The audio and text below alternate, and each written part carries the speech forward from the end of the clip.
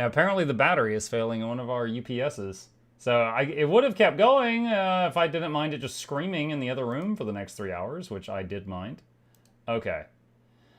Do we stay here? Yeah. All right. So, well, I just lost all my viewers. That's wonderful. Do you think they'll make any changes to Conduit? I think they will make changes to all of them. We'll see how it goes. Since you mentioned it, I had to. What's up, Noxxi? How to talk to short people.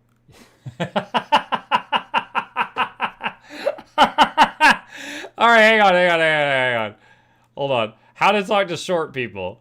Check. Yes. Leave. She was doing the squat too, okay? They were both doing the squat. We were both doing it. That's wonderful, though. Only crouch a little bit, not fully. I didn't know what to do. Let's see. Are we live on YouTube? Okay, yes, I see Barry in the YouTube chat. Gosh. Hope everyone finds their way back. We just went from 700 viewers to 100. Awesome. Okay. All right. Muck 2 unwilling to squat. I think you forgot, but you said that before your trip you need to get a new battery for that UPS. I don't remember. It's been the last few days have been a blur. Okay. Let's see. I know, pause that. And... Next expansion's Ultimate Edition after this trip comes with a Mukluk plushie. That'd be awesome. Okay. All right. Let's see. Well, hopefully everyone finds their way back. So, let's try to pick up where we left off. So we talked to Darkbringer about the Troubadour thing, but we also just chatted with him for a while. He was really nice. You can see from his name tag, user interface engineer. He was great. And then after that, Grouch, friggin' Josh, I didn't recognize him like without the glasses. Friggin' Groucharoo runs up to me and gets a photo and takes off. Chat, I don't know if I said 2 words to him. Like, I didn't even, like, completely comprehend who he was until he was basically gone. So, I got this photo with Grouch, and I'm not sure he said a single word to me. He's just like, hey, picture, hey, okay, bye. He was out of there. It was like a hit-and-run photo. So, that's Groucharoo. You see, at this point, chat, I have not even been inside the venue. I am out back, and people are coming in, and some of them are spotting me out the rear glass and coming outside to meet me. I haven't even been inside yet. Going to the next one. All right, so at this point, I finally step inside, and someone asked me to sign this book of theirs. So I'm like, okay, so I signed the book. And then over here, like, Gabe, at this point, chat, Gabe was done. Gabe enjoyed the trip to ArenaNet HQ, where he got to see, like, game dev. Here, though, it was mostly just people socializing. Gabe was bored as hell. He was super bored. So he was checked out and wishing he had brought a book. So I was coming over here, and then someone and their mom came over and started talking to me. And they were really nice, so I talked to them for a while. So I was like, kind of awkwardly like standing on this other landing. Then these fine folks came up, and they, I chatted with them for a bit. She's got the Naruto thing, and we did a picture. They asked me to be goofy, so here's me being goofy. And then this group came up and asked for a pic. Actually, you know what? I think they came up and just chatted with me. And then me being the ego person that I was, I said, y'all want a pic? So I think I suggested this one. I have to be fair. And then these two were waiting behind them, and I got a picture with them, and they were super nice. And this was a couple that caught me when I was inside the venue, and we took a picture with them. And then this was someone I didn't know, and I'm glad they had a name tag that was in the picture. So this is Logan, who works in environment art. And he was like, hey, you are my favorite YouTuber. I was like, that's very high praise, because Mr. Beast exists. And he was like, I really like how you review our stuff. Even if you hate something, you're pretty fair about it.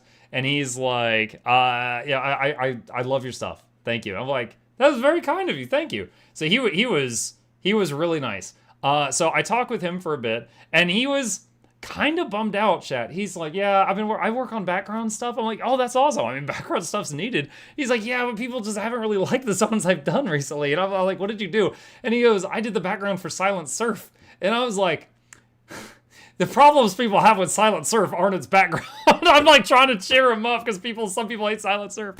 And I'm like, what have you been working on since then? And he's like, Poosh, He works on the push. I'm like, okay, the push environment is pretty good. I love the Jade City thing going on there. I do have some feedback if you want it. And he goes, please. And I was like, the last push beta, it was really dark. And he goes, okay, I've heard that a little. And I'm like, no, like for the first time in 5 years, I had the urge to go into options and turn on standardized character models because I couldn't see what some people were doing.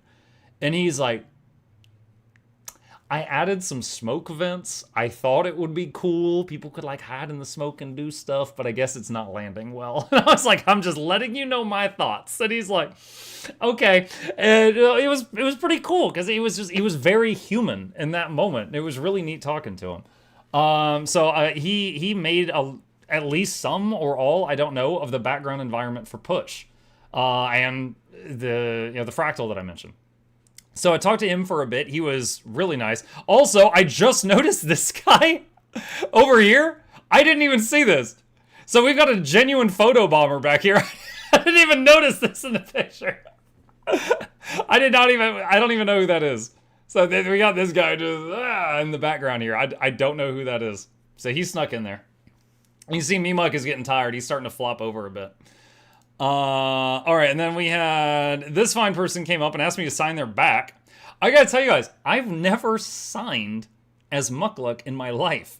So the first person, I'm like, my name is Michael, and I'm like, and then I take the I and kind of make it a U, and then I'm like, okay. So I'm having to make up a signature for Mukluk, like on the spot. I didn't plan that out very well. So I'm having to like, every time I sign something, I was like, don't write your full legal name. Don't write your name. Is that Gabe? That is Gabe. He's making duck face in that picture. I don't know what's going on. He's probably talking to his mom over here. All right, and then... Chat, this one really threw me off. So this person walks up, and they're like, hey. Hi. And they were like, not the reaction I was hoping for. And I was like, I'm sorry. And I was like, do we know each other? And he's like... Gerard? And I'm like, okay. And he's like, Tyria? I'm like, okay. And he's like, Essence of Luck? And I'm like, Essence! That's Essence of Luck in real life. And I'm like, let me tell you, you look nothing like your female Char.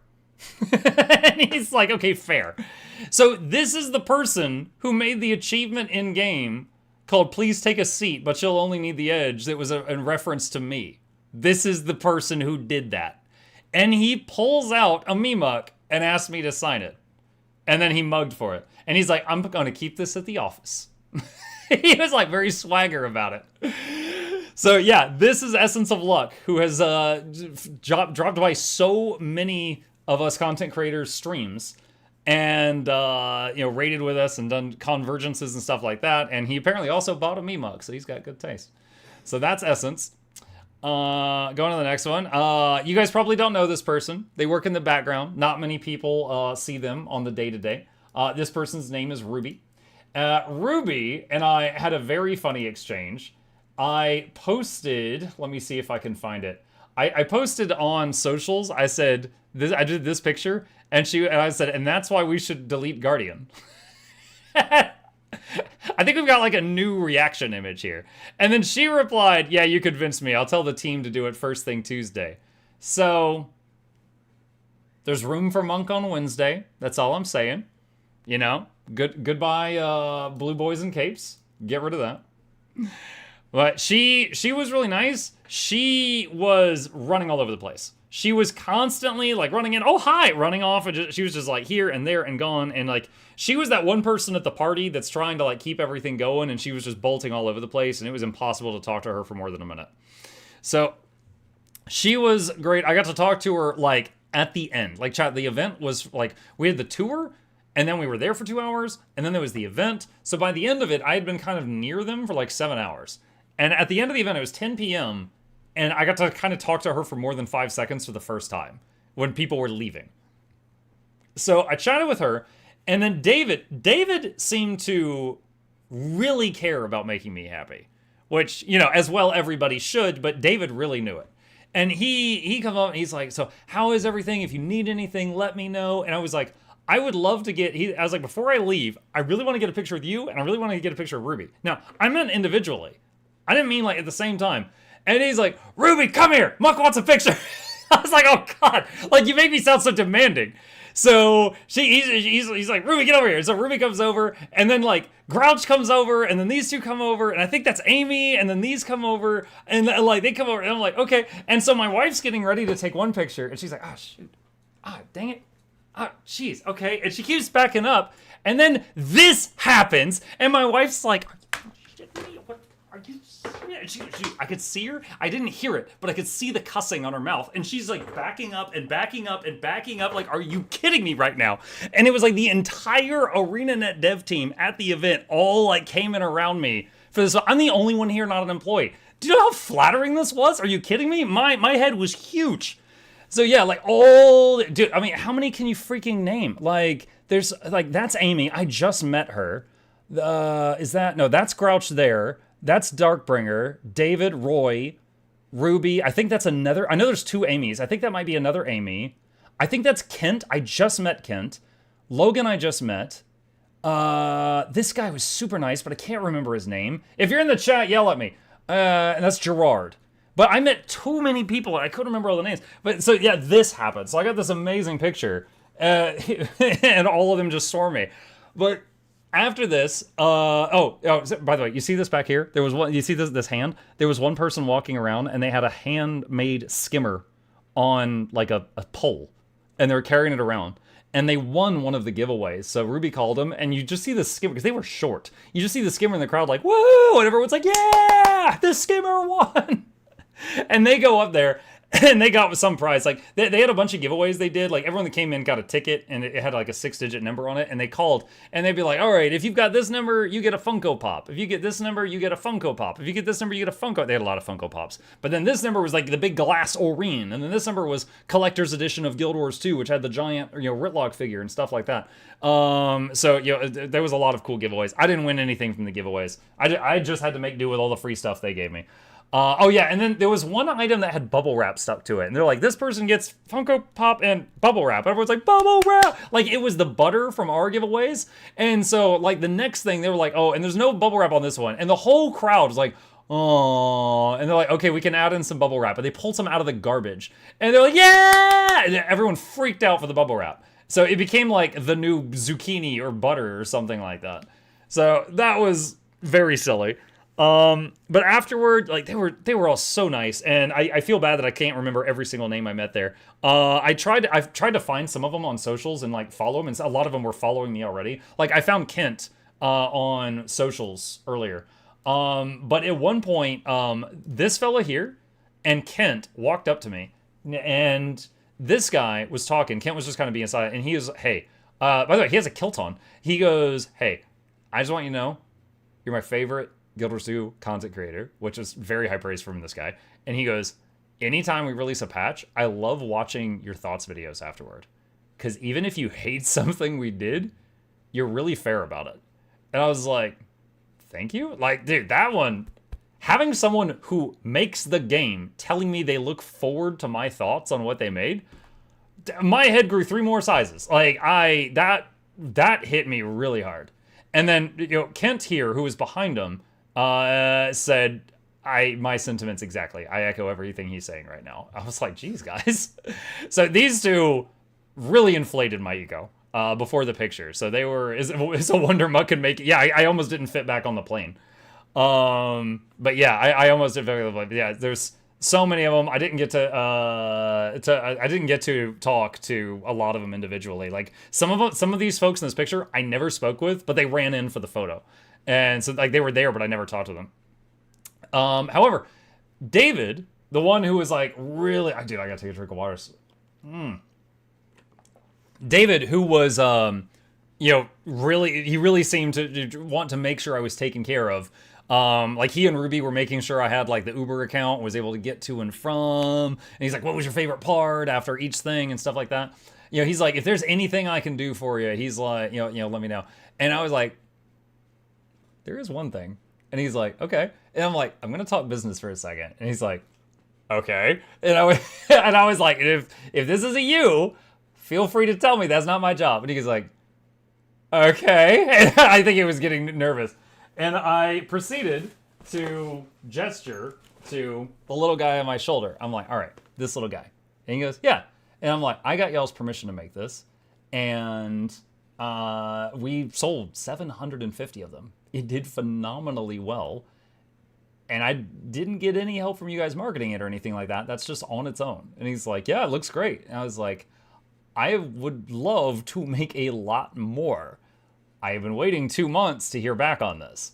And he's like, okay, what do you need? And I was like, the dream would be to get a contract that basically says, Muk can do what he wants, but he gives us half of whatever he makes if it's with our characters. I was like, you let me do something like that, I will go crazy on these things. I could probably crank one out like every 3 months. I have so many ideas. And to be fair, you guys don't need me for this. I'd be kind of like middlemaning it. But you're not pursuing this.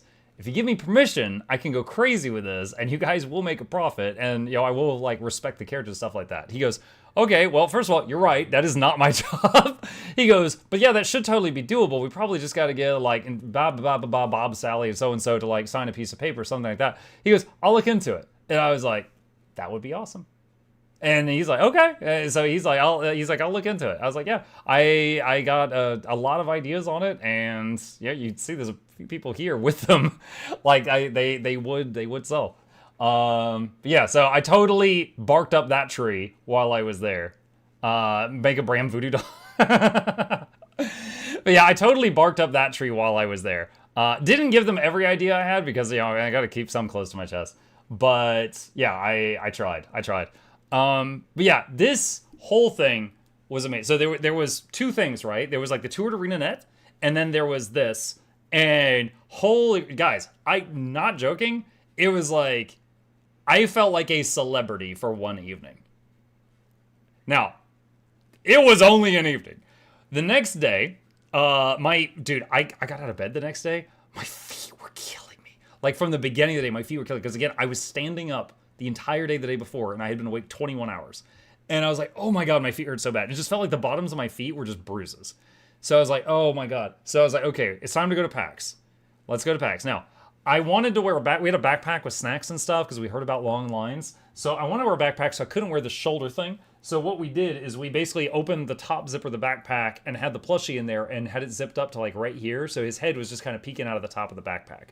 So we opted to do that because I couldn't wear the shoulder thing in the backpack at the same time, and I was already really sore. So we go to PAX and had some cool stuff that happened there to tell you guys about. So we go to PAX. It was within walking distance, and we head there, and it is, guys, outside on the street, there is a line that was, how can I explain this? Hang on a second. I'm going to open Paint, and okay. So, all right. So let's say we've got this is a sidewalk. Why is this? Hang on a second. Okay. So let's say we got a sidewalk right here, okay? So over here, I don't use paint enough. I don't remember to use paint. Okay. And over here, we got a road, so I'm just going to make like the little marks on the road. Okay, so that's the road. So over here's the sidewalk, all right? So the sidewalk, the people, like if like, over here's an entrance, there's a line going a few blocks this way, then coming back and going a few blocks past this way, and then coming back and going the same few blocks back this way. And there's like a few security guards outside, like trying to keep us all in order. And it was just like three thick lines of humans to get in. So we're like, now it was going pretty fast, but it was a long line that was a few blocks long to get into the thing. So we get in there. And first, we went into the building because there was one person we wanted to meet, and I'll tell you about him in a minute, and he said, I'll be in the Arch building. So we go into the Arch building, but the Arch building, they didn't have, like from the main entrance, you couldn't go up to the venue. You had to go through another building and go up to the venue, and then it connected to the upper story of the Arch building or something like that. But from the entrance of the Arch building, all you could do is get your badges. We already had our badges, or we got them, like we printed them out online or something like that, or we got them in the mail or something. But we already had our badges. So I was like, wait, I think we're in the wrong place. I'm looking around, no one around us has badges. I'm like, honey, I think we're in line to get badges. So I found one of like the hundreds of security people. I'm like, hey, think we're in the wrong building. Can you point us to the actual entrance of the venue? We already have badges. And they're like, yeah. So, 2 blocks that way. And I'm like, okay. So I go over there, and we get into the venue. We get inside, and we go up, and our notifications disabled. Right now, yes. Thank you for the gifted stuff. Oh, is Chloe here? Hold on a sec. Hello, that's me. I was one of the last people to sign up to help with the event, so I missed the boat for the shirts. So I made with my Janthier Wild dev shirt instead. Oh, that's Chloe. Hello, Chloe. Please forgive me for not knowing all the names. I met a lot of new people that day, and I did not do a good job. I remember half of them. You know what, Chloe, since you're here, do you happen to know this person's name right here as well? He and Kent came up and talked to me, and I cannot remember his name, and I tried zooming in on the name tag. I can't see it. Travis? I'm writing that down. I need to Travis and Kent. All right, I talked to Travis and Kent at one point. I couldn't remember his name. Thank you. You are an angel. Appreciate that. Yeah, I mean, if you missed any of the story, rewind and hear the whole thing. I was telling him about like what a blur this was. Yeah, it was amazing. This actually the next part of the story, Chloe might know, involves a certain is it Alex Kent or Alex Kane? Hold on, Alex. Crap. What was his name? Is it Kane? Alex Kent? Shoot. What was... Give me a sec.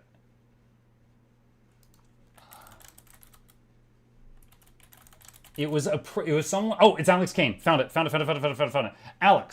Alex worked at ArenaNet up until 2 days ago, and I just missed him.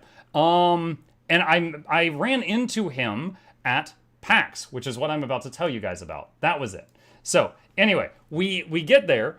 Time to pop quiz and muck. No, don't. We get to the PAX thing, and we get inside, and immediately there was a lot of cool stuff.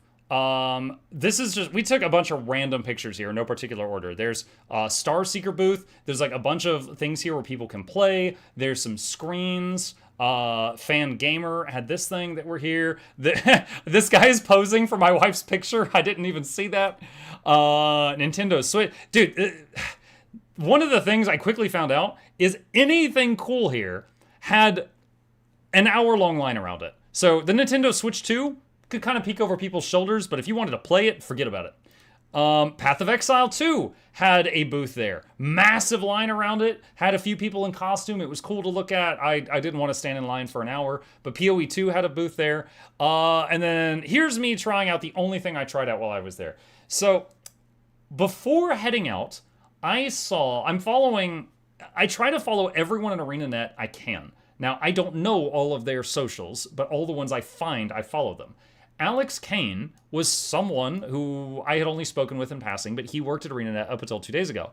And he posted, today was my last day at ArenaNet. New adventures await. It's been an incredible 8 years. I couldn't be more excited about what this team is building. I'll be taking a break in September, but if you come to PAX, say hello at booth 662. And then I message him, and I'm like, you leave the day before I fly out there to visit you guys. I'll be at PAX that Saturday. If you were there, I'll absolutely come visit. Is 662 an ArenaNet thing or your thing? He goes, oh no, I'm so sorry. But yeah, I'll definitely be at PAX Saturday. Booth 662 is my side venture. It's an indie game called War of the Western Deep. And I was like, okay. So I'm going through PAX, and I'm like, okay, everything that looks interesting has a massive, massive line. Larian Studios had a thing. There was a booth. There was a person dressed like Lae'zel. There was a person dressed like Shadowheart. There was a person dressed like Asterion. They were all like really high quality cosplays. And there was a line. And I stood in the line for a minute. And then I realized it was a line to buy merch. I was standing in line to spend money to buy keychains. And I was like, wait, what? I thought it was a line to see something Larian related. No, it was just a merch line. I was like, oh, god dang it. So I left the line. And then we went around. And I was like, you know what? Let's go find 662. So we find it. And we find Alex. And Alex is, I don't know if he's in any of these shots. I don't think he is. This might be his arm. But I go up to him, and I was like, I go up to a guy at the booth, and there's not many people there. This is an indie booth, so there's not many folks here. And I see this one guy, I'm like, are you Alex? And he goes, that's Alex. And I go up, and I'm like, Alex! And I should put up my hand. And he goes, hi! And I was like, Mukluk. And he's like, it was like that. He's just... Like the dawning comprehension, he freaks out like I'm a celebrity or something, and like he didn't even recognize me. And he makes that noise, and he's like, "Oh my god, you actually came out!" I was like, "I told you I was." And he goes, there's just people on the internet say stuff," and I was like, "Yeah, dude, I'm here. What are you doing?" And he's like, "Oh my god!" And so he shows me, and he's making this game. And what's it called? War of the Western Deep. Is there anything War of the Western Deep? I don't know if there's anything online about it yet.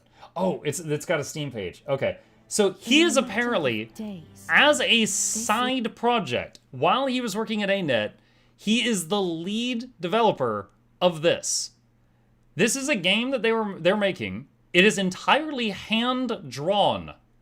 And they made it in the... Dude, I played it for 5 minutes, and I was like, this reminds me of King's Quest. And he goes, big inspiration.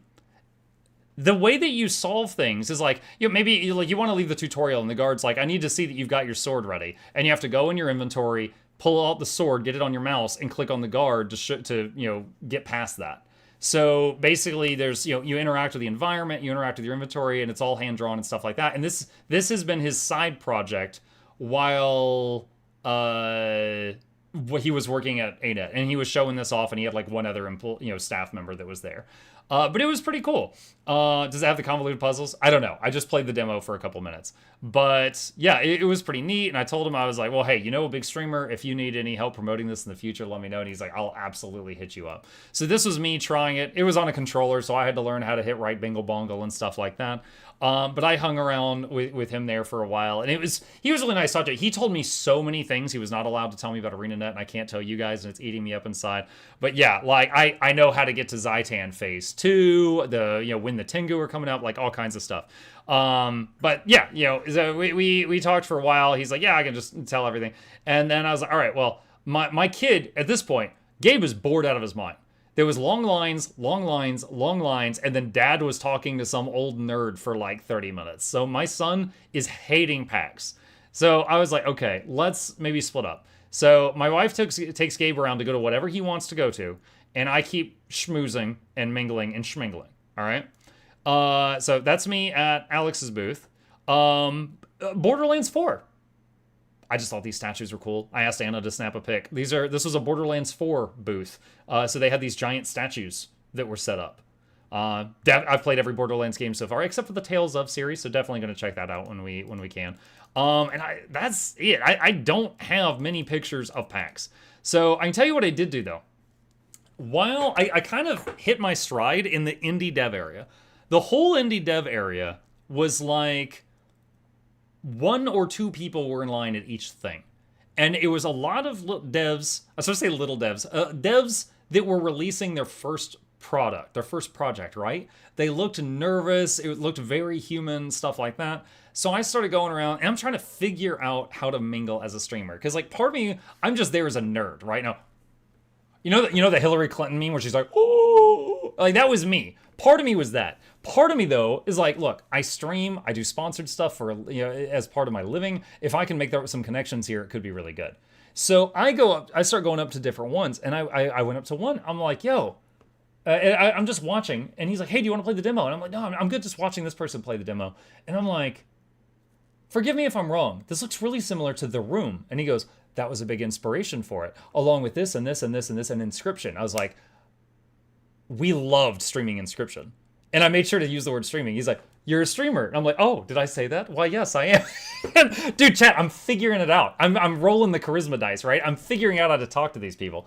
And I was like, oh yeah, my community really loved that. A bunch of them ended up getting, and we're talking about this stuff. And he's like, yeah, this is our game. It's, it's like kind of like a puzzle thing. And also their very booth was a puzzle. Like everyone that walked up, they would be like, oh, sir, here's your mail. And it was like a post office theme. And you'd open it, and it would be like, don't trust him. And certain words would be in bold. And if you read the bolder words, it'd be like, look under the table. So some people were just like walking up to the booth and looking under the table and scanning a QR code. And they had a literal mystery thing around their booth. Now, the booth was starting to get busy, so I didn't want to like shove people around to try to solve this thing. But it was pretty sweet. And I was talking with them, and I learned a lot as a creator over the next 3 hours there.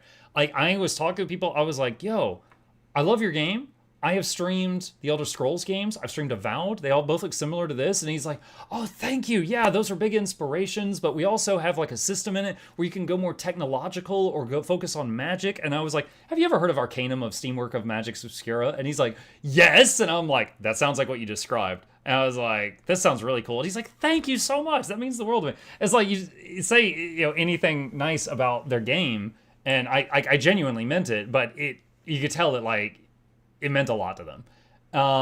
There was one guy who was making his first game, and it looked like a JRPG. And I was like, hey, this looks really cool. And he's like, oh, thank you.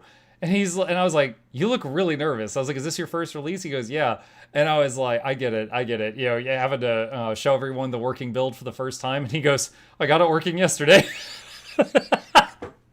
And I was laughing, and I was like, oh, it looks solid. And I was like, look, I see this person in a conversation, and the art looks beautiful. This person over here's in combat. I don't know what to think of that combat system. He's like, oh, yeah, it's a queue. And he's like, so you basically see the next 6 actions your enemy is going to do, and then you plug in 6 actions and basically hit play, and both of them resolve at once. I'm like, that's unique. I've never seen like a JRPG. Like visually this looks like Octopath Traveler, but that combat system you just listed is like, what? And he goes, yeah, we're trying something new. I wanted to do something unique. I'm like, you nailed it. And I told him, I was like, dude, I've streamed games like this. My community has loved some games like this. And I was like, if the answer is no, it's totally fine. However, I am here both as a nerd and also as a streamer. And then I just started spitting out my numbers. So I was like, look, I usually get 200 to 300 a night. I played 110 games last year. I've streamed every day for 7 years. If you need anybody, I would love to trade contact info with you. If not, it's okay. And I kind of started figuring out how to like pitch myself kind of. And over the next 3 to 4 hours, I traded contact info with like 10 different indie devs. And dude, my feet hurt so bad at the end. But it was like 90% of my time at PAX was in that indie dev section. And just basically any of them that were streaming a game that I thought you guys might like. Like there was some that was like a racing game. I didn't even stop there. I didn't care. But there was so many that I traded contact info with, and I think I hit it off with like space. I think I hit it off as like one of them was just like, yeah, okay, we'll call you if we need you. But like 9 of them were like, oh my God, thank you, sir. Like I was, like God's gift to streaming or something. But it worked out really well. But I took all their... Dude, I could do it so much better next time, though. If I ever did this again, like a lot of them have their business cards in the form of a QR code. My phone is as slow as a brick. And there was 1 bar of signal in the venue. So trying to scan QR codes in there was flipping impossible. So like I was taking screenshots of QR codes to scan them later, things like that. And like I didn't have a business card. So I was like, okay, next time I need to at least bring like a pad of paper or something like that. But yeah, I learned a lot. I met a lot of really cool people. There was, hold on. Let me see. Hold on. I want to make sure I don't show something. Okay. Let's see. There was one. Let me see if they have a Steam page. There was one that I saw there. Let me see if they're on here. Yeah. This is Another Pint. This game is about building a tavern. And, you run a tavern at one time of the day. You design it kind of like a Guild Wars 2 homestead. You also run the business. And then occasionally you go outside like an ARPG to collect ingredients for your tavern. And so you run around the open world and stuff. And it was funny talking with them because while I was chatting with them, they actually had to can you hold on? That guy just left the demo area. Sir, please stop. And, they had people that were somehow falling out of the demo area and be like, oh, what's over here? And they're like, no. And so they had to pause their conversation with me a few times because there were some holes in their demo and people were escaping and they didn't want that to happen. Moonlighter at Tavern. Yeah, kind of. There was also, let's see. There's one called Mystic. Is this the one from Ilham? Yeah, this was the guy I told him that it looked like Elder Scrolls or Avowed, but then his description of it sounded like Arcanum of Steamworks and Magic Obscura. And this was their first game. And dude, there was a guy there. This game was based on real world locations in the Middle East, and he was dressed in full Middle Eastern garb. He was really, really, putting in 110% into his booth. And there was like no one there. And I went up and chatted with the guy for like 20 minutes and, ended up, swapping numbers with them. And they were really excited about it, but it was awesome. But there was a bunch. There was one, you guys know how Helldivers, they kind of like really lean into it, like, attention citizens for democracy, stuff like that. This one guy, I walked past him and he's like, "Sir, how will you respond to the call?" And dude, this guy was dressed up like he was part of the bad guys in Command and Conquer. And like he was like Brotherhood of Cain. And I was like, "What?" And he's like, "Will you respond to the call?" And I'm like, "Yeah, man, what's up?" And I follow him, and he's like, "Sign here." And it was just like, you put your name on a card, and then he gives you the card, and it was like for the game. And then he was like, "We value democracy. Place your vote in the box." And there was 2 boxes, and one said like, "All citizens every morning have to rise and cheer for the great overlord," and the other one was like a marching thing. And basically, whichever thing won the vote was getting added as a gimmick to the game. And so everyone got like a coin, and you put the coin in one of the boxes. And that was for, let me see. I don't know if they have they don't have a Steam page yet, but I was going to show it if they did. But like that was really memorable. Just like the guy was really selling it. They were all in like what looked like Brotherhood of Nod cosplay. But they were really into it. But yeah, there was a few others. There was a few others, but it was pretty neat. But after all that, my wife was pretty bored. My son was super bored. And they were like, "Okay, maybe we should head back to the hotel." And I was like, I want to keep talking to more people and just keep schmoozing, but my legs do feel like they're about to fall off. And so I ended up, is this it? Oh, hang on. Is that it? Oh, yeah, this is it. This was the one. This is the one where the guy was like really in character. I think you have some updates. Well, yeah, my computer's been off for a few days, Gallic. So this was the one, and I was like, "Yo, I love your game. If you're interested in working together, yada, yada, yada." So I chatted with them for a bit. But they were really leaning into the characters, kind of like the Helldivers team does. But they were wonderful and got a lot of info there. But then we ended up going back to the hotel. So I honestly, I feel like I just wasn't at PAX very long. We were at PAX for maybe 4 hours and didn't see really any of the big stuff except from a distance because I didn't want to stand in the massive lines. And then after that, we went to the indie area, which was great, and we hung out in the indie area. I was there for like 2 hours just schmoozing and mingling, and I was getting better at it, but I think I schmoozed and mingled every one of the booths that had a game that I think our community would be interested in. And then we ended up heading back. At this point, my legs were about to give out. I actually had to sit on a bench on the side of the road for a couple of minutes before we could like finish getting back to the hotel. So we get back to the hotel, and at this point in time, we've done everything we went to Seattle for. We went to the ArenaNet tour, we went to the ArenaNet community get-together, and we went to PAX. And I gotta say, as a gamer, I don't feel like PAX was worth it. But maybe I did it wrong. But, I basically went across the country, went there, and there was just massive, massive lines everywhere, and I could hardly see anything. So as a gamer, PAX was kind of whatever. As a content creator, if I'm able to like land a few deals with some like 2 or 3 people, it would cover the cost of the whole trip. And then, boy howdy, I might be able to do something like this more often. But that was like how I felt about the PAX experience. Next time, hit up the devs you've done activations for before and see about getting access to avoid lines. I don't know that there was anyone there that I had done work with before. Like, almost the entire indie area was people that were releasing a game for the first time, not like their next release, and they already knew me. I did see Warhorse Studios there. They made, they helped the guy that made Manor Lords and the team that made Against the Storm, and I schmoozed with them for a while, and they were really cool. When I used to go to PAX East, I would go to the venue early so I could be in front of the line for the big thing I want. Yeah, but that's the thing, is like, you're in front of the line for that one, but as soon as you finish with that, then there's a massive line at everything else, right? So that's just like, you get one. But, yeah, I didn't... Like, for example, if it had been me, I would have been straight at the front of the line for Larian, and then found out it wasn't even anything new. It was just a merch store. And then I would have been like, oh. And then, oh, it's too late. Well, Path of Exile 2 already has a massive line. Warhorse, didn't they do Kingdom Come Deliverance? Wait, hold on. Maybe I said it wrong. Give me a second. Sorry, Hooded Horse Not Warhorse. It was Hooded Horse. Yeah, I just checked my notes. You play PoE? Yeah, we got like 1,000 hours of PoE. I made a couple guides for it too.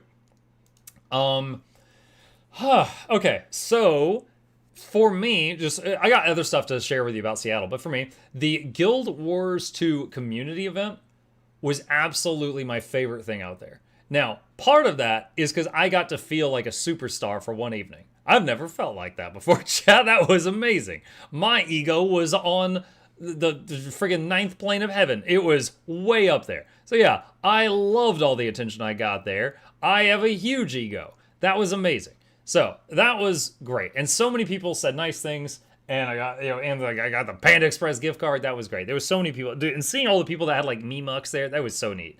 So that was great. But someone asked if anyone recognized me at PAX. No.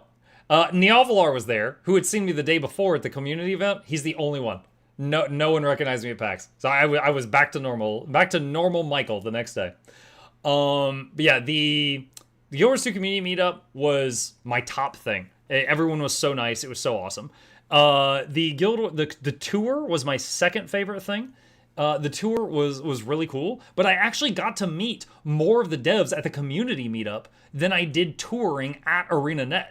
Like, it was just like on the tour, we saw like David and Ruby, and then they showed us to like each of these rooms. There was one guy in the sound room, one gal in the mocap room, and et cetera, et cetera. But then like here at the event, there was all of these guys and gals. So I got to see like way more here than I did there. And then PAX was, of the three major things I went to Seattle for, PAX was my least favorite thing. Not that I hated it, but it just, like, as a gamer, again, it was just exhausting, and I didn't really get anything out of it as a gamer. But as a content creator, we'll see. If more comes of the connections I made there, then that could maybe justify the cost of the whole trip, and maybe I could do it again next year. I don't know. Do you get to see the swag? Absolutely. Let me finish telling the story, though. So, fun fact for you guys. Gasoline. It's about $2.85 a gallon here where I live in Georgia. It is $4.85 in Seattle. It is $2 more per gallon. And basically everything's like that. A bottle of water, a cheeseburger, an Uber, French fries. Seattle is stupid expensive. I could not afford to live there unless it was in some tiny apartment. Like, it was, dude, like, I am sorry, but the experience there was like mid-service for way too exorbitant a cost. All right?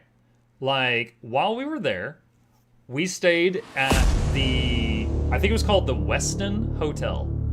And I remember Ruby was like, oh, wow, that's a good one. I'm like, oh, okay. I mean, the only reason we picked Westin is when we got our PAX tickets, it included a coupon for Westin. So we picked Westin to save a few bucks. So we ended up at Westin. Chat. There was barely any hot water. It was lukewarm at best. There was no water pressure at all, so it was hard to get clean. The Wi-Fi was $20 per night that you used it. There was almost no toilet paper when we checked in. The phone didn't work. We asked for a rollaway cot for my son, and they gave us a crib. So I tried. He didn't fit. It was just like at least it didn't have rats, I guess. Like, it was the most mid hotel I'd ever seen, and it was double the cost of most hotels I've been in. Like, Jesus Christ, it was do not recommend the Westin. Like, they were polite. That was it. They politely showed us to a trashed room. I mean, it was very nice. So then, like, we went to, let's see, we ate at Ivor's at one point. I had a burger and fries. The burger was okay. It kind of tasted like the meat had been frozen in the past. The fries were delicious. They were some of the best fries I've had in my life, which was really weird that one thing was so good. Those fries were the best thing I had in Seattle. Then we had like a breakfast thing one morning. I had the worst croissant of my life. Then after PAX, we went to a place, is it called Tidal? Tidal. Tidal. Don't recommend. We go in there. You ever been to a restaurant that like thinks it's an uppity restaurant, but it's not? Like they don't have salt and pepper on the table because they think they're too good for that. Like crap like that. Tidal was, they thought they were uppity. So Tidal, we go in and we get water glasses that are like shot glasses. And they put a jug of water, no ice, on the table. It's just like tap water, temp water on the table. And we're supposed to use the jug to fill our own shot glasses as for whenever we need refills. And I'm like, okay. The salt shaker had a single hole in the top. So if you wanted salt, you had to do this for like an hour. Like it was a shake weight or something. That was weird. There was no bread or any kind of appetizer. We had to wait about 20 minutes on our food.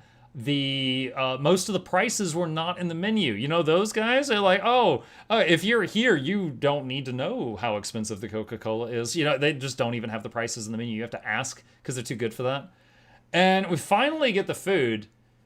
Chat, I got what did I get? I got grilled jumbo shrimp and fries. The fries reminded me of the ones in my middle school lunchroom.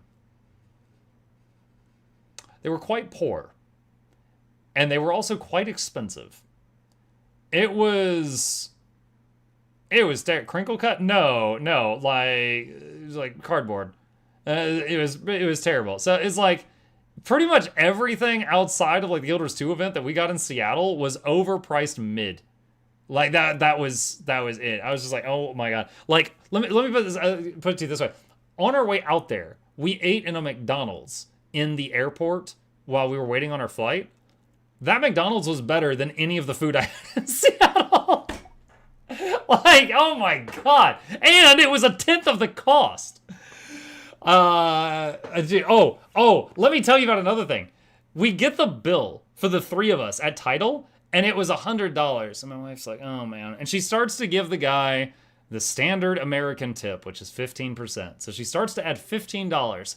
And then she sees in small text at the bottom, we have already added an 18% upcharge for our staff. If you would like to tip and add an additional tip, that is up to you. And it's in tiny text at the bottom. And then we look at the breakdown of our meals, and our meals totaled to be 85, and they had upped it to 100 without telling us. And we were about to make it 115 to tip the guy who brought us lukewarm water. And I was pissed. And it's apparently like, were you in a big group? No, it was three of us. It was 3 people. It's 3 people, terrible food, bad service, warm water, and they slapped on an $18 tip without talking to us. So my wife scratches out the tip she was writing and just circles the "you've already taken my money" line, and that was it. I was just like, God dang, this is bad. Like, I told you to go to there. Okay, look, so many people told me to go to so many things. We were there for 2 nights, all right? There was only so many things we could hit up. But yeah, it was high-priced mid. It was tip minus 3%. Yeah. American tipping culture is absurd. Gray Fox, I have never seen a place just add in a tip without telling me. Like, when I get the receipt to sign it, they had already added it. That was a new experience for me as an American.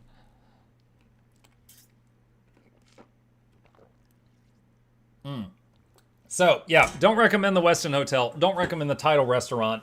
The fries at Ivers were pretty good. And the McDonald's in the Atlanta airport was top tier. Can we see the loot? Yes. Yes, I will show you everything I got. Let me see what we got here. So, let me do close up, turn off the green screen. Okay, what do we got? So, first of all, let me show you all the things they gave me. So one, I think everyone that went to the event got a bag. Got a baggy waggy, Guilders 2 Visions of Eternity. Everyone that went there that filled out one of the papers also got a shirt. I got a Visions of Eternity shirt right here. Mukluk for scale. Men's medium. I'm a skinny boy. Throw that in here. And then, let's see what it is. Is there anything in here? There was something in this bag. Oh. Yeah, this is what they handed me the shirt in, because they prepped the shirts and had them all lined up. So that goes in here. Let's see. Oh, how could I forget? When I first got to PAX, you know what the first booth was that we saw when we walked in? It was a mock-up of the Daily Bugle. Chat, they gave me pictures of Spider-Man. Pictures of Spider-Man! Also, this comic book looks like a giant Magic the Gathering trading card. So the first, like, I don't know, 100 people or something, not 100, more than that. The first chunk of people that got in got one of these, and then they ran out. So me and Anna and Gabe got one of these comic books that looks like a Magic the Gathering trading card pictures of Spider-Man, dressed as the Fantastic Four with a bag on his head. And so we got these. So yeah, we got pictures of Spider-Man right when we walked in the door. Okay, so we got this here. What do we got? There's a whole mixture of stuff in here. I already showed that. Okay, let's move this over. All right, so this was from the loot bag that Ruby gave us. This is the partners. The partners got this bag. So there's Janthier Wilds, and it is what appears to be something like a coloring book. So like there's the homesteads and some Coden buildings, and there's a guy on a Warclaw, and there's sexual tension, and there's some bears hunting and stuff like that. So this thing was in our grab bags. There's many pages to that, and I have so much stuff in here. Okay, this is another thing that the partners got. There is it's like a little pad that says ArenaNet, and there's paper in here. I should have brought this to PAX. It would have made my life easier, but I left it in the hotel room. And there's a pin. I got that. And this looks like a bank bag, but it says ArenaNet Player Voice, which is the team that I believe David and Ruby work on. We don't really hear about that, but that's there. So we got this thing. It looks like a bank bag. So there's that. And a deck of playing cards, which has a picture of a D20 on it, but it doesn't have a D20 in it. Oh, it's upside down. So we got like a deck of ArenaNet playing cards for all your gambling needs. So that's there. Hey, Chip. What's up? Oh, hold on, chat. Chip, for the first time in days. What's up? Hello, sir. We came in today. He heard us, banging in with our suitcases. He immediately ran, and then he realized it was us over the next few minutes, and made his way back downstairs and said hi to everybody. Let's see, what else we got? Okay, this thing I haven't tested. I think this might be a magnet. So this thing is very heavy for its size. It's got some weight to it. I think it might be, if it's not a magnet, it's a paperweight. So I got this thing. And what else we got here? Okay, hold on. This was my name tag for while I was in the thingy, and the traffic cone guy that gave me the traffic cone. I stuck it on here. But the partners all got these laminated name tags for the event.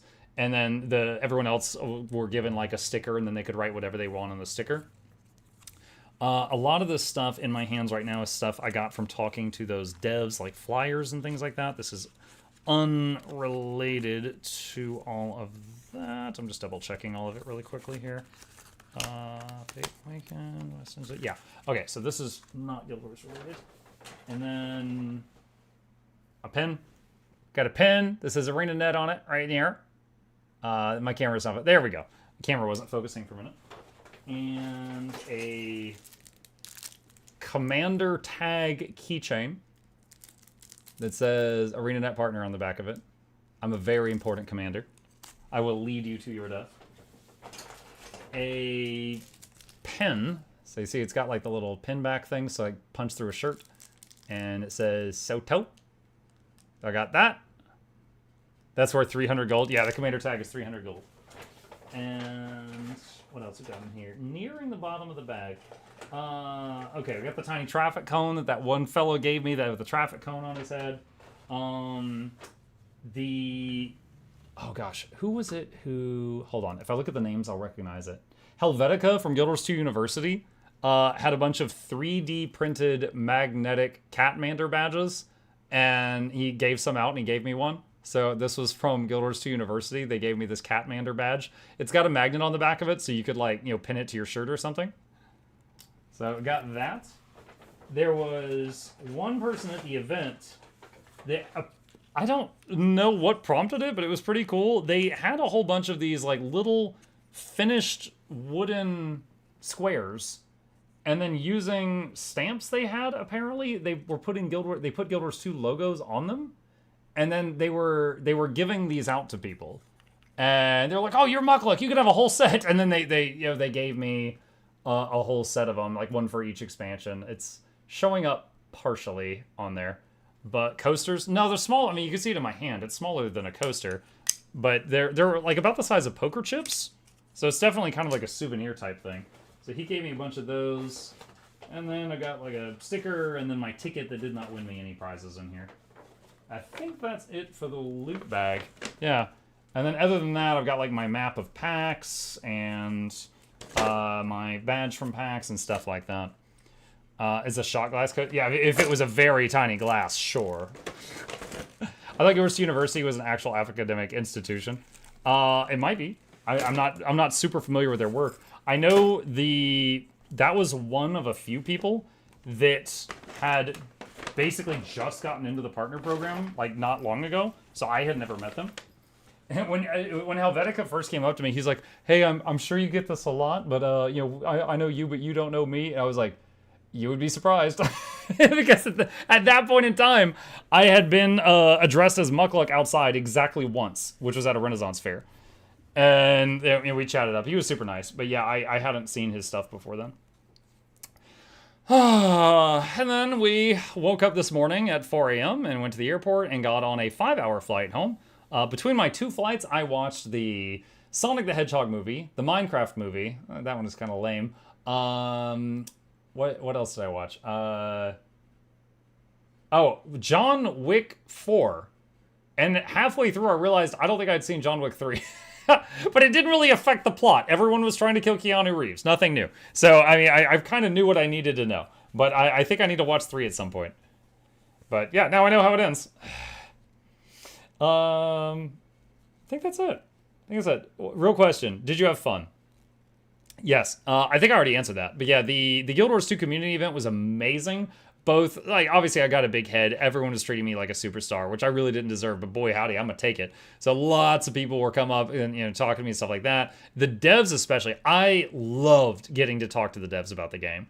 Like, especially the ones that made me feel like my opinion mattered. Like, Logan, who came up and he asked my opinion on the background of Push. And like Gerard coming up and talking to me, and he had slipped in those achievements in the game references to me, and David kept asking me my thoughts on stuff, and then Kent and was it Travis were like, oh, I forgot to tell you guys, when I was talking to Kent and Travis, they were talking about how they valued my feedback. We ended up talking about Bava-Nisos, and they're like, yeah, do you have any feedback on Bava-Nisos?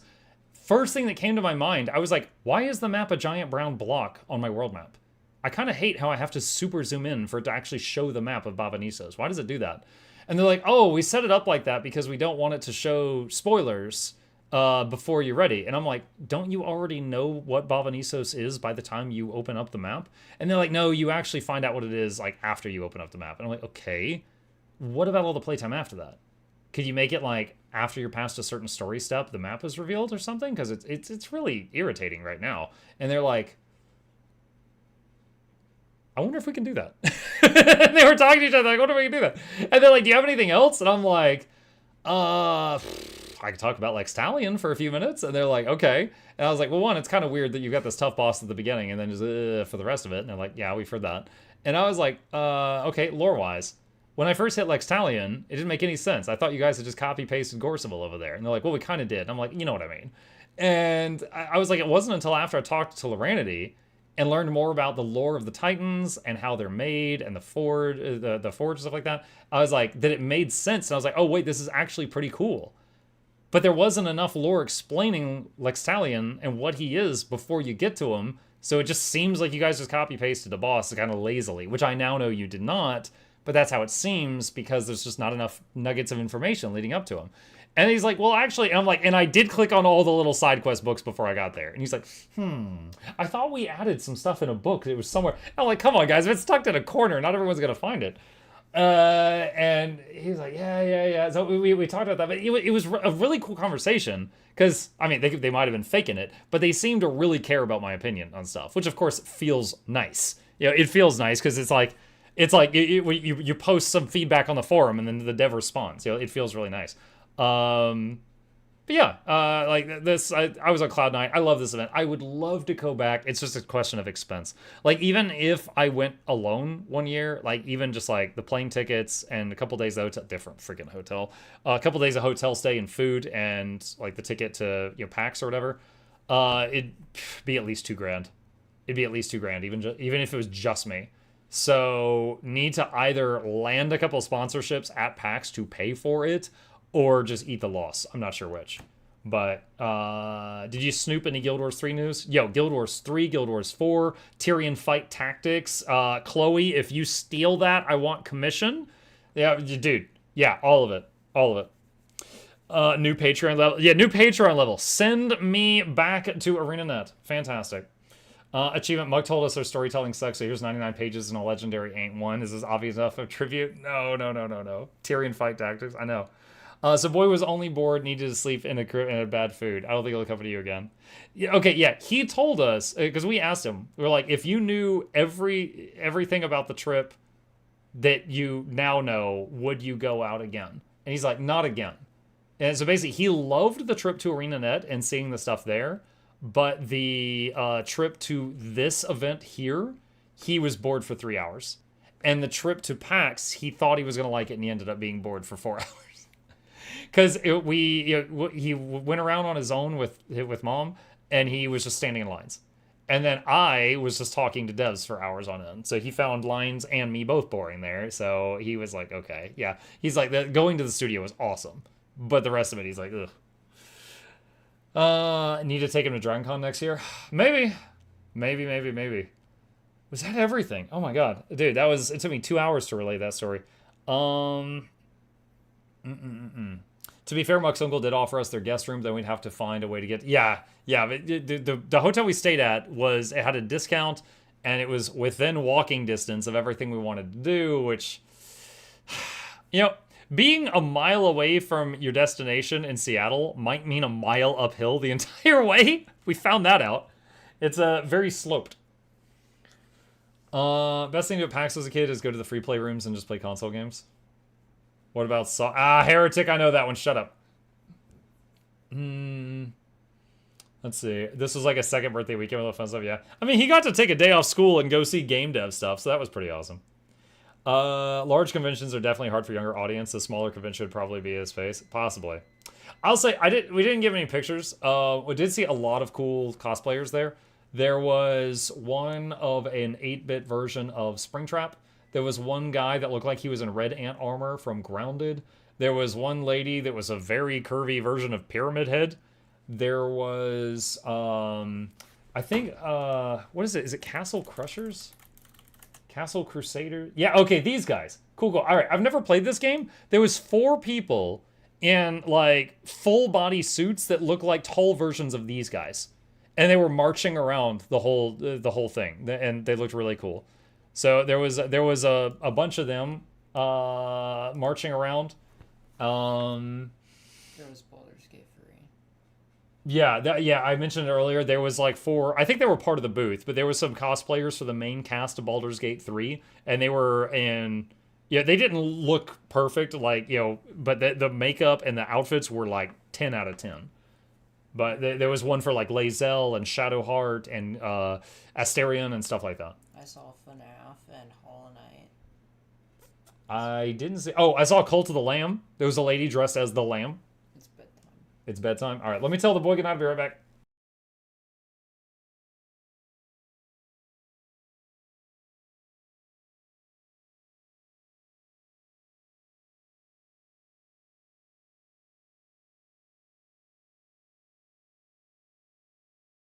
Okay. Let's see. Assuming it agrees. Wait, hold on. What was this? Sell plushies to fund future travel. I mean, sure. I mean, our next plushie is... Can you hand me the minion? He's back there by the wall. Yeah, awesome. So our next plushie... I mean, this one's not Guild Wars 2 related. This one was like the channel mascot. But this guy is... let me turn off the green screen because he's got some green on him. This guy is going to be available in September 9th if I can get the commercial done in time. I need, like, once I've recovered, like over the next 48 hours, I need to work on him. But yeah, his hood moves, the potion bottle is Velcro and can come off of his hand, which is what gave me the idea of making an Elementalist plushie that has a revive icon that Velcros to their head. So this dude is on the way, and assuming that the folks at ArenaNet give me permission to make more, the next one I want to do would be like Baby Oreen, but I got to get that contract that says I can do it without getting sued or something. Trying to think if that's it. If you got any more questions about the Seattle thing, let me know. This is gonna be a long video already. Let me know.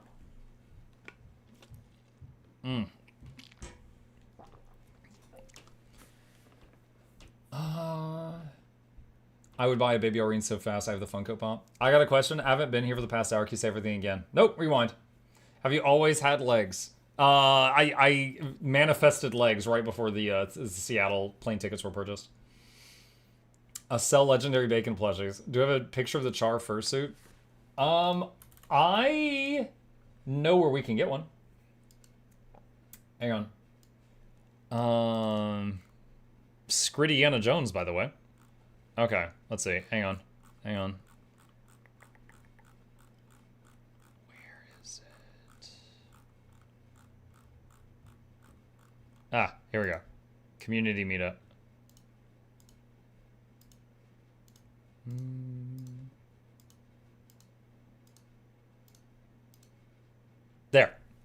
There we go. My wife didn't take a picture of it, but there's one here. That is the Char suit. It was this one and that giant Choya that were both there. I think there's a pic of me. Yeah, there's the Choya. There's a pic of me in here somewhere. Oh, yeah, there's me. There's me in the back talking to Nog Dog. There is a lot of people in here talking about my New Balance shoes, chat.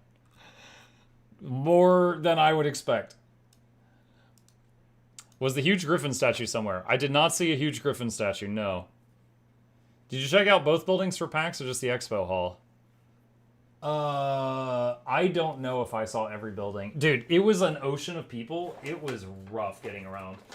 I saw... Hold on a second. No, I dropped them. Okay, hold on. Where? Okay, here it is. Okay. Map. Okay. What do I recognize here? Alright, so there's a Summit Level 0, Summit Level 2. Dude, I don't even think I found this. Alright, so there is the Expo Hall. Yeah, I don't even think we found this other building. Yeah, Expo Hall was massive. Like, okay. Right here, it looks like that's one room, right? No, that was like the top of 2 separate buildings that were connected by a bridge. And it doesn't show it, but that little blank area above the word Daedalic on the map had like 40 indie booths, okay? Like this thing was massive. And there is another map section here for a different building. I don't even know how to get to it. Before... I did not find it before my family gave out on me and we had to go. So I don't even know where the other building was. That event was like a dungeon map? Yeah. Dude, you know what else kind of sucked? Let me see if I can find it. PAX West map. Give me a second. There's something I want to look for and I will show you. Is it Arch Expo Hall? Okay, perfect. I want to show you this. Okay, so on the map I just shared, which okay, there it is. I have so much stuff around me I'm going to sort through tomorrow. Okay, really quickly. All right, so see this map here? Let me do a full screen thing. All right, see this map? And you see Larian right there in the middle, right? Okay. Look at what's above Valerian. There's Daedalic, Gravity, there's a couple things, right? Maybe like 7 things, okay? This is the map they were giving out at the expo, okay? All right, there's Larian on the internet map. Look how much is here.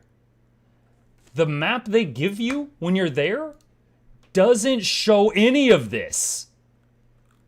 It doesn't show any of this. It was very frustrating. We kept having to open the map on our phone because none of this was labeled on the paper maps that they gave out. So like, for example, this area up here was all those indie devs. And I spent a bunch of time there. None of them are on this at all. Like this whole section here. Here's Hooded Horse. I talked to them for a long time. Ilham, I talked to them for a long time. Sungrove Studios, this is where Alex from ArenaNet was. And like this entire section is not on the paper map. They wouldn't be able to fit it into the leaflet. Yeah, they could. They literally could just copy paste this. They could. But yeah, anyway, they didn't. So once we realized that the paper map was absolute crap, then we started using this map on our phones, which was kind of rough because the phones all had like between 0 and 1 bar of service while we were in there. But now I know for the future, I would just use the phone for this. You got to buy the battle pass. Dude, there were some lines that required that. My son stood in a couple lines and they're like, oh, yeah, you didn't buy the Jumbo Plus ticket, so you can just watch. And there were some lines that if you didn't get the right type of PAX ticket, you couldn't, like, play the thingies. And I wasn't with him when that happened, so I don't have any further details on that. Like, that was when he and Mom were walking around. But there was apparently some lines to do some stuff, and if you didn't have, like, the Super Mega Ultra Pass, you could only watch. It was pay to queue. It was weird.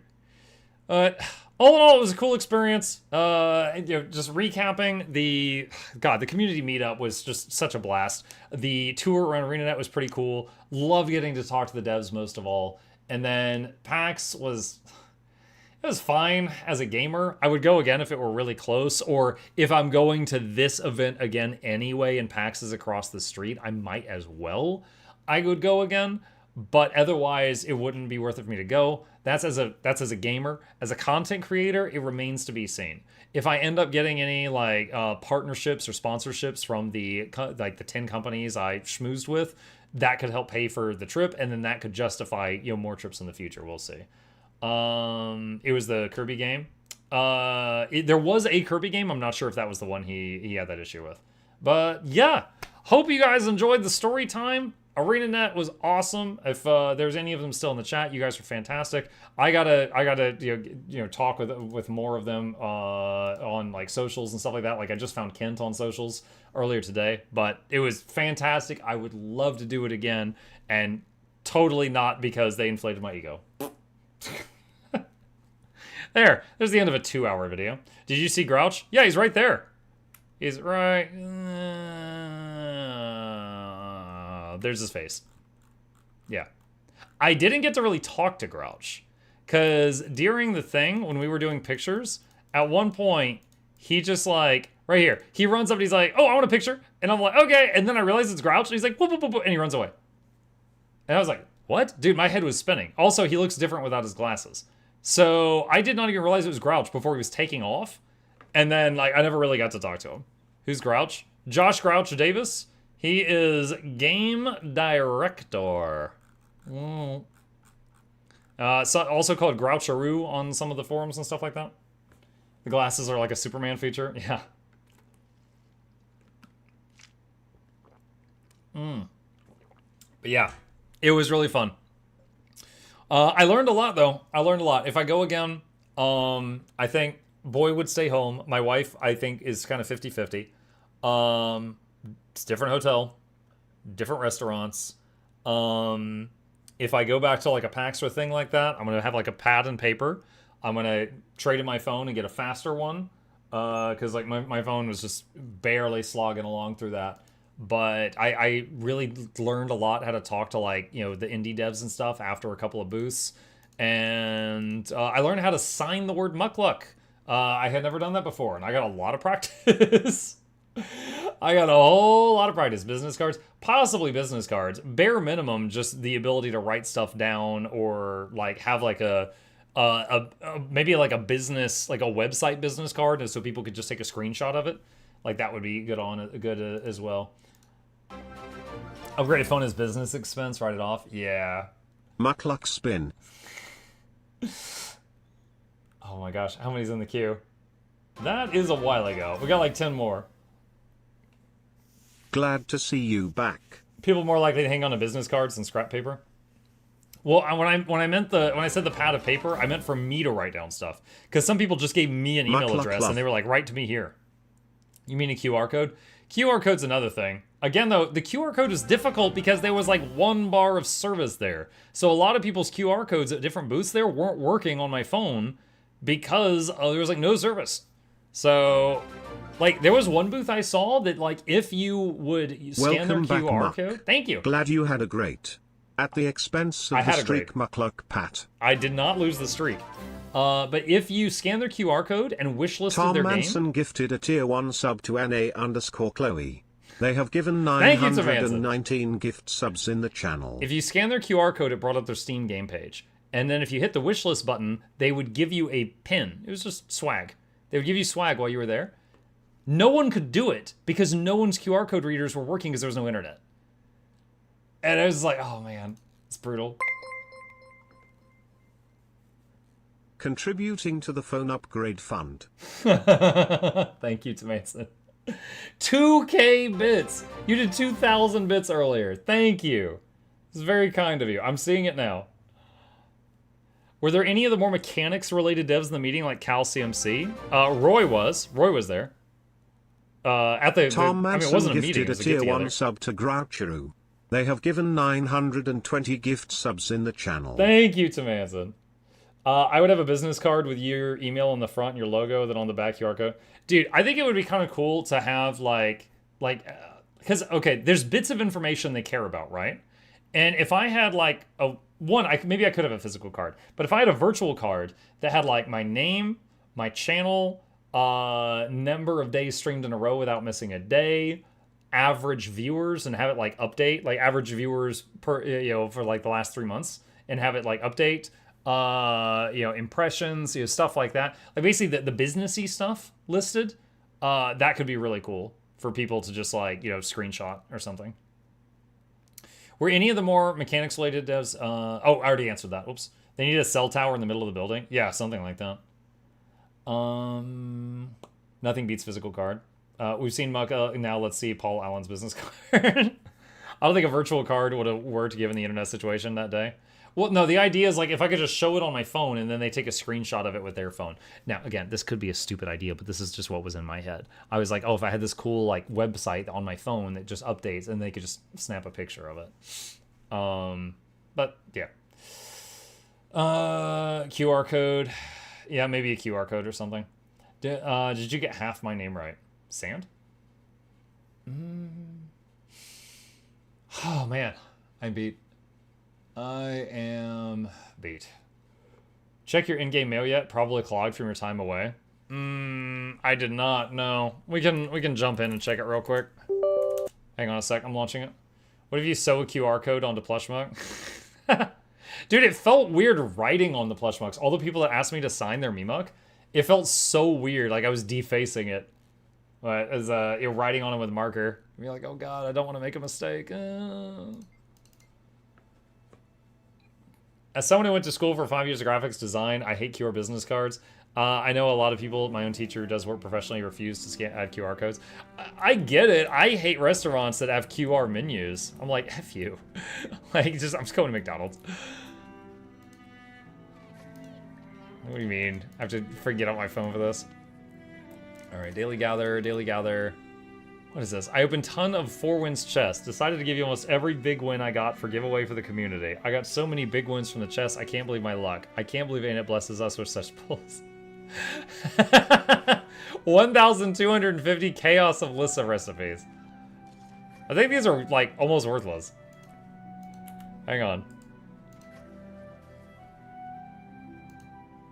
Oh, 12 gold per stack. Big wins. Thank you, Calic. I'm new and I want to learn. I've been playing for a few days. I love your content so much. I watched all your videos on how to learn to play. I saw you have a guild where new players can join the game. Okay, I'll respond to that guy later. Thanks to the butter. Have fun in Seattle. 2 days old. Yep, I did. Okay. All right, we're good. You have some basic info on a business card and a QR code on the back of the lab's website. On the back to the lab's website. Yeah, maybe like basic info, and it's like, see all my stats here, and the QR code would go to a website with updating stats. That could be kind of neat. It really kind of depends. if this, like, if I get a single businessy thing out of this, right?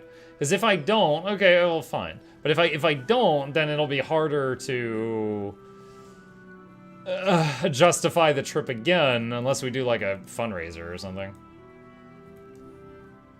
Why did a QR code become popular when it seems simpler just to post a URL? I mean, that could be another thing. But I think a QR code is popular because they could pull out their phone and just wave it over it, and then boom, they're at where you want them to be. And they don't have to be like, demi.muklukLambs.com. And I'm like, no, just two Ks, you know, stuff like that. So you can just get there really fast. That's probably the best option. Virtual card probably wouldn't work if your phone tries to reload no internet. Yeah. Do any devs have the budget to sponsor? Some do. But I also talked to some. There was one lady with, I think it was Fate? I think it was the remaster of Fate. And I talked to her, I was like, oh, this is an ARPG. My people love ARPGs. And I talked to her, I did the usual, I eased into it, and I did the spiel. And she was like, okay, first of all, I'll tell you now, we don't have a budget. And I was like, okay. And she's like, we might be able to give you some like game keys or something. And I was like, I typically have 200 to 300 viewers. If I say I'm doing a giveaway, it might go to 500. If you wanted to, we could maybe do something where like you give me a stack of game keys, I give them out, but then everyone else, I'll encourage them to wishlist and follow the game and stuff like that. So at that point, I mean, honestly, SideQuest might get mad if I'm doing like freebies like that, but you know, I was trying to schmooze, I was trying to mingle. So I talked to some folks about possibly doing work for like a stack of game keys that I could give out to you guys.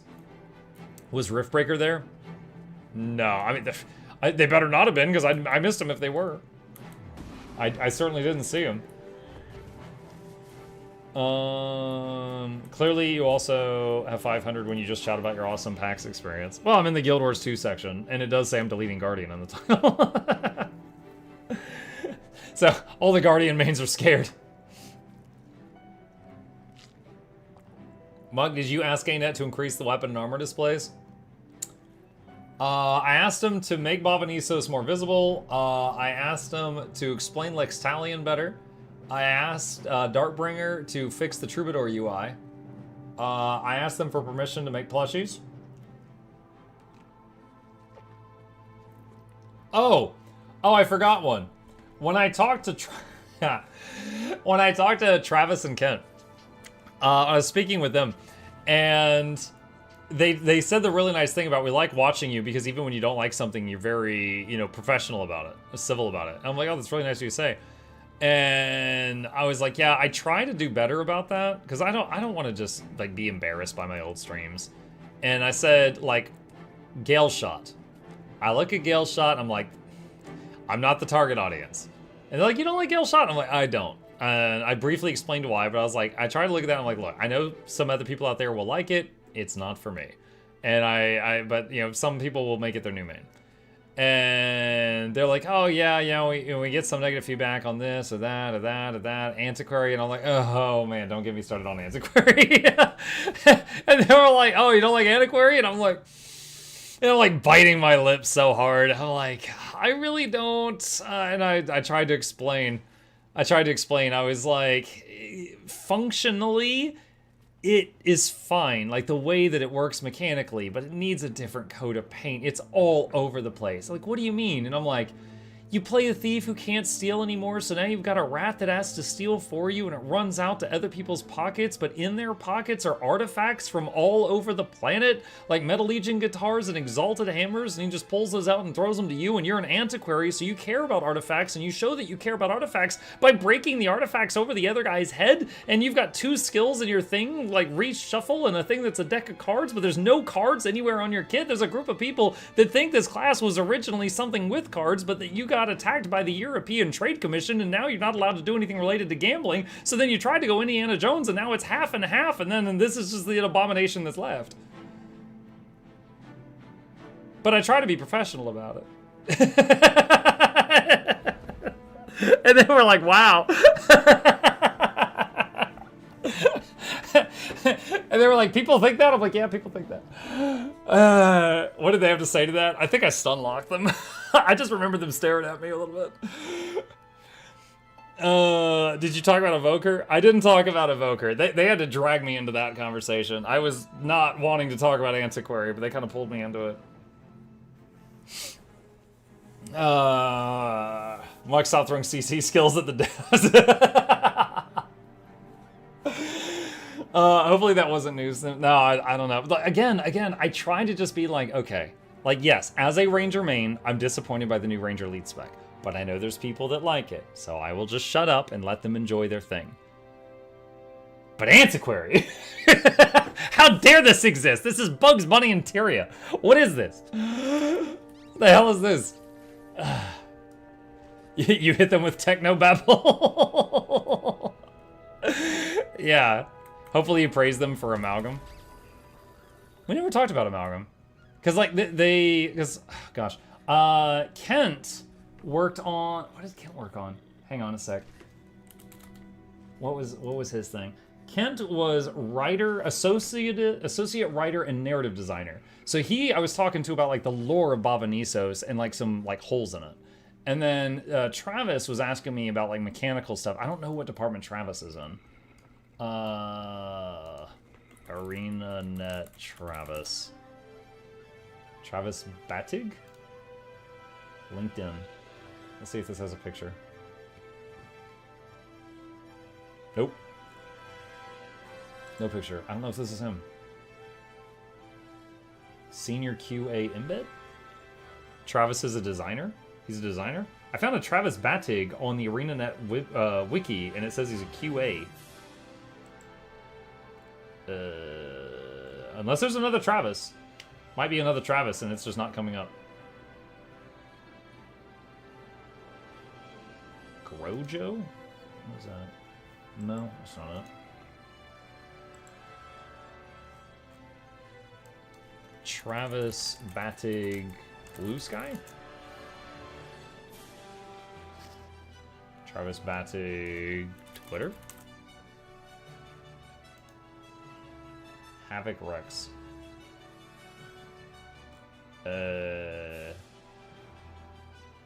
Oh my god, I found him. Okay, I did find him, but he hasn't updated he hasn't tweeted in 4 years.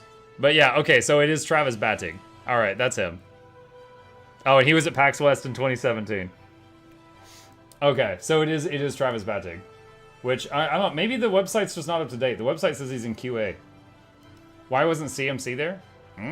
Maybe he was testing stuff.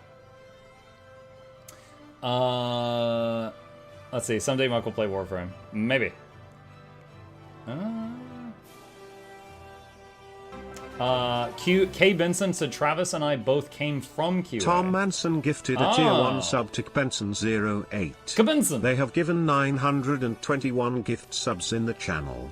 Oh wait. Oh, Kent Benson. Hi, Kent. Kent. I was bragging about the very, very nice things that you and Travis said to me, but I was sitting here tearing my hair out because I couldn't remember the names. And on one of the pictures of us, I super zoomed in. I was like, enhance, enhance, enhance on your name tag, and I was able to find that you were Kent. And I'm like, nice, I got one of them. But on all of the pictures of Travis, he's turned just so, and I couldn't get his name tag. And then Chloe came in here, and Chloe was like, oh, that's Travis, dude. And I'm like, oh, thank you. So now I'm just trying to figure out where everything is. So yeah, okay, if you Google Travis, it still says he's in QA. Need to update that. Alright, so chat, the person I said I talked to about Bavanisos is K. Benson, who's in the chat right now, apparently. They're all creeping in here. It'd be nice if the Antiquary had the script dig up artifacts based on the map you're in or something instead of swiping the enemy. Yeah, it's kind of weird, because like the Scrit Swipe, previously named Scrit Snatch, grabs it from the enemy and pulls out a rare artifact from around the world. But then if you use the elite skill, it digs it up out of the ground. And it's the same thing, which again, it's like another like what moment? It's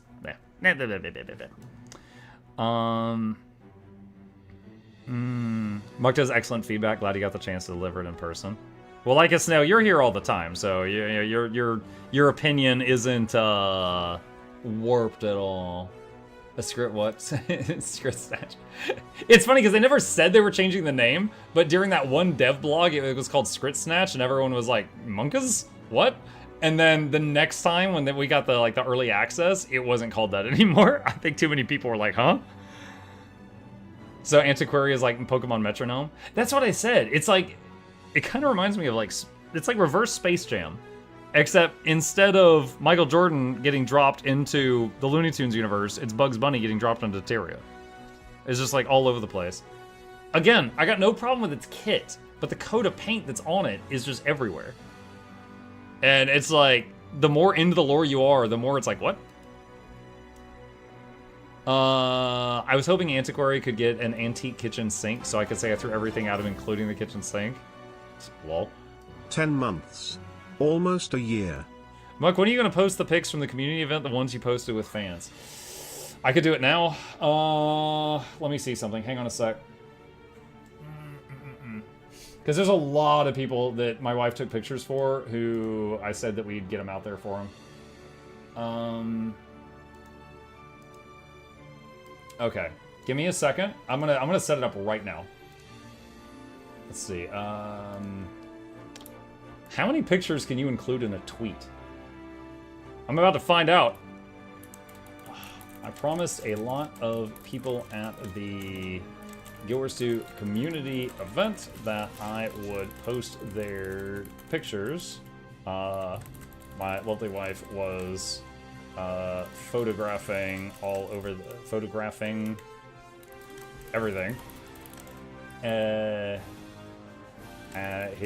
they are. If yours is in this pile, how about it? All right. Let's try just attaching 80 and see what happens. Is this choose up to 4? Really? Okay. Can I just like keep adding 4 more? Hold on. Let's try doing 5. I'm gonna see what happens. It says choose 4. Okay, so it's 4 per tweet, and then you just gotta keep adding tweets. Let's see. Okay. Use Blue Sky, not Twitter X. I use all of them. Real talk. I know there's a lot of people that left Twitter to go to Blue Sky. I just copy paste. I post on Twitter. I copy paste it to Blue Sky. I copy paste it to Facebook, and I just post on all 3. To be fair, like as a content creator, I have made tens of thousands of dollars in sponsorships and deals with people that I met through Twitter. I became an ArenaNet partner through Twitter. The event I just went to, I might not have been allowed in if it wasn't for Twitter a long time ago. I don't know. I mean, maybe I would have gotten partnered a year later or something, but they partnered me via Twitter. So I have done a lot of successful stuff thanks to what is now called X. Blue Sky, I've never made a penny on Blue Sky. I still post everything there, but I've never made a penny there. Oh, I did not mean to do that. Hang on. All right, so let's see. Hold on. Full video about the event soon. Okay, so add. All right, this is going to take a minute. All right. There's 4 more. Okay. And post, and there's 4 more. All right, I've never posted this many pictures in a tweet before. We're gonna see what happens here. And there's 4 more. He's doing photoception. I don't know another way to do this, friends. We are figuring it out. Posty, posty, posty, posty, posty. Yeah, if it's 4 at a time, I don't know another way. There we go. All right, we've hit the section with the traffic cone guy.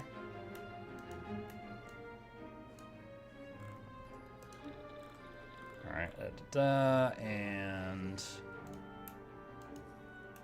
hold on, is that? Wait, hold on. I gotta see which one this ended on. All right, that ended on Darkbringer. Okay, that one. Okay. All right, so do to here, and Post those. I think that's that. Okay, and then next one. And post. I need to dump all these on the Discord too, if it'll let me. That's that. This is gonna be the longest tweet I've ever tweeted.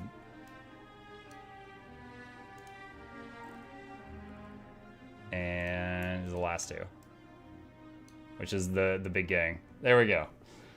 Okay, I think I've got more pictures of the event than the post on the Reddit has. Non-lethal. Okay, I think that's all of them.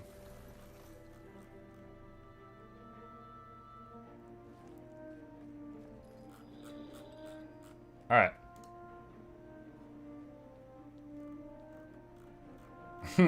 Now we wait. Oh, there's a little bar up here.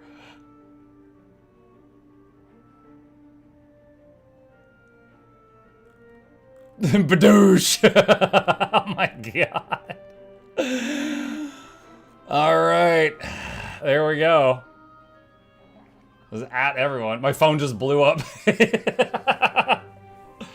The Choya. Oh, dude, the Choya. Yeah. Choya's great. Okay. Discord.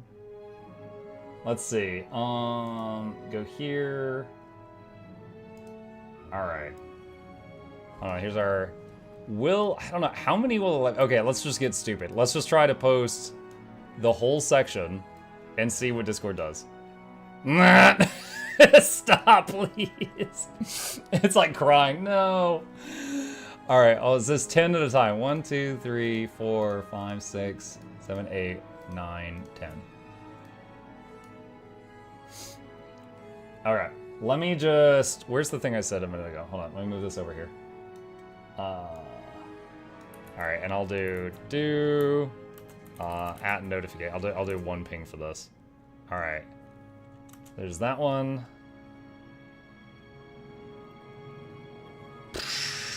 Alright. 1, 2, 3, 4, 5, 6, 7, 8, 9, 10. And 1, 2, 3, 4, 5, 6, 7, 8, 9, 10. This is going to go a lot faster since it's 10 at a time instead of 4 at a time. And 1, 2, 3, 4, 5, 6, 7, 8, 9, 10. Oh, of course, there's one left over.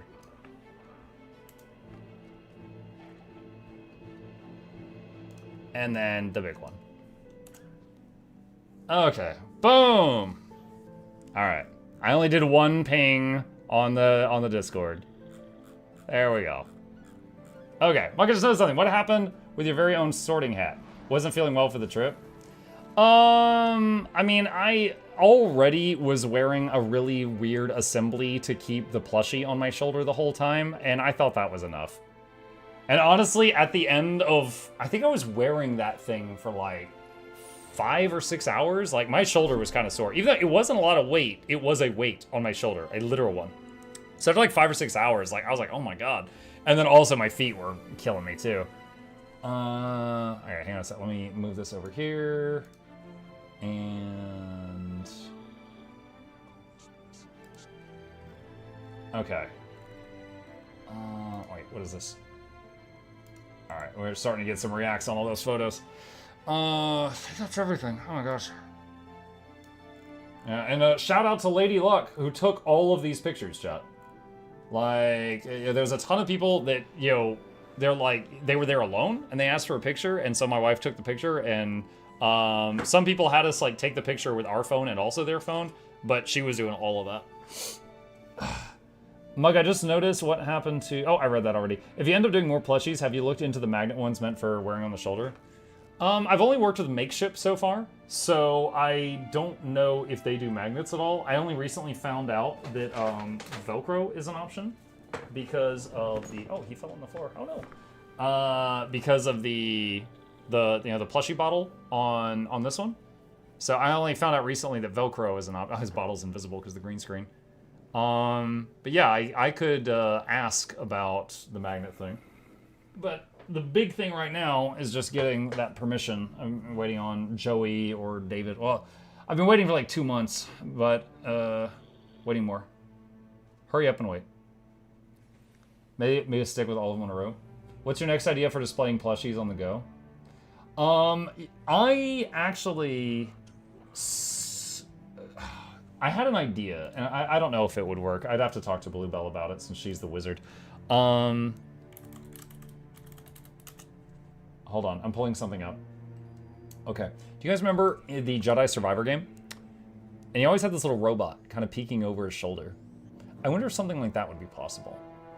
So, not have to worry about him being in a seated position, but have some kind of harness for him on the back of a shoulder blade, and having the guy peek over the shoulder. And then I don't have to worry about him slumping forward, slumping back, stuff like that. You just have kind of like, almost like a little baby carrier for a stuffed animal, either on the left or the right, or like behind the left or behind the right shoulder. I think that could be kind of neat. But it was cool. Like, a lot of people complimented the plushie or complimented the crochet, situation. And it was a way for people to spot me in a crowd. So it ended up working really nice. Velcro? Maybe. Maybe. Couldn't you use like a baby backpack you wear on your chest? Have like a baby Bjorn? That'd be kind of funny. 92 seats, one for the Shadow Dude, one for Mimuk. A Mali vest that wear them like grenades. That's so stupid. No, I don't think I need to be carrying around like multiple.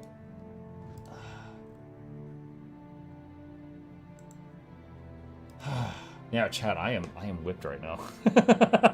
The plan for tonight was originally to do work on our evening game, which is Dawn of War. And then it was like, it's the first day back from the trip. We should talk about the trip while it's fresh in my head and just gush about that. And now it's like we're 3/5 of the way through the stream, and I'm just like, do I have energy for Dawn of War? I am beat. Go sleep. I can't sleep. I got 9 hours of sleep last night.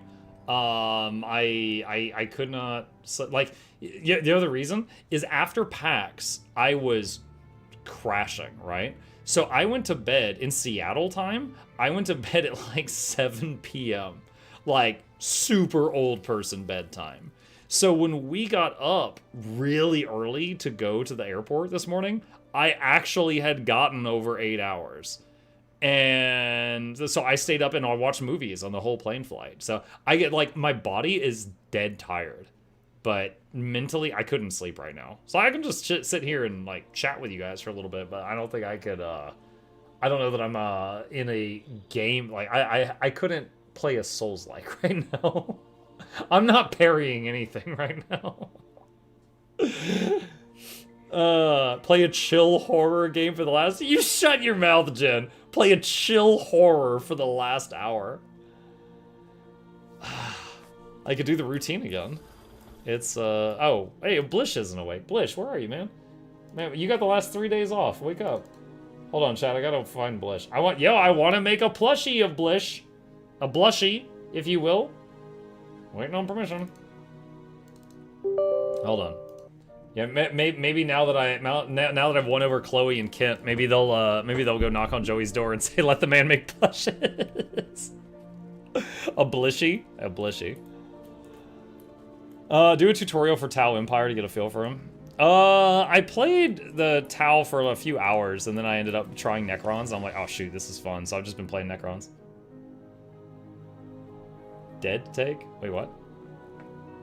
Dead like me, maybe dead take. Wait, which word was take? Eh? We're getting spooky? I can't do spooky right now. Boy did crash, I'll follow suit. Yeah. Family's crashing. Nice having you in the chat. Yeah, Lady Luck is Anna MCG in the chat, for those who don't know. That's Lady Luck. The photographer of all those pictures you saw. Mug, do you have a stream setup video, like the physical setup? Wait, okay, you mean just like a tour of my room? Do you mean where my camera is and stuff like that? Or do you mean how to set up the software? Oh no! Excuse me. Man, tell you what, I sneezed on the plane twice. In a 5-hour flight, I sneezed on the plane twice. Everyone looks at you like you've got the plague. By the way, bless you, thank you guys. By the way, you know how everyone's like, you're gonna get the con crud? I shook hands with every single person at the event. And other than that sneeze just now, did not get sick. So, woo! Dodge the bullet. I took all the risks.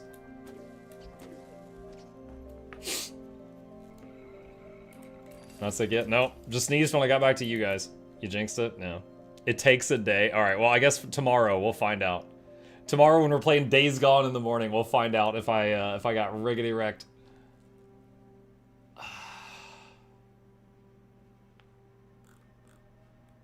Cut to future muck and blanket feeling sick. It's okay, I got a cozy blanket. I got a nice blanket. Days Gone. Yeah, we're a few streams into Days Gone. That'll be tomorrow morning. Drink the orange juice. Oh! Flute! Flute girl! Did you see the picture that was taken specifically for you at the event? Did you see it? Did the streak survive? Yes, the streak did survive. Oh no. Oh yes. Oh yes. Hang on. Alright. So, Flute, give me a minute, I need to find it. Flute, I met Nog Dog there, and we made a photo just for you. Okay? Alright. So, Flute, I'm the one on the left. That's Nog Dog, alright?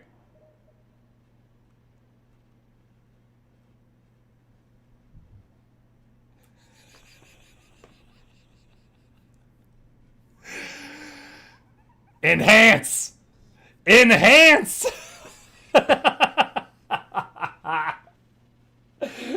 For those that don't know the inside joke, every time he types this in chat, she bans him for like like 10 minutes.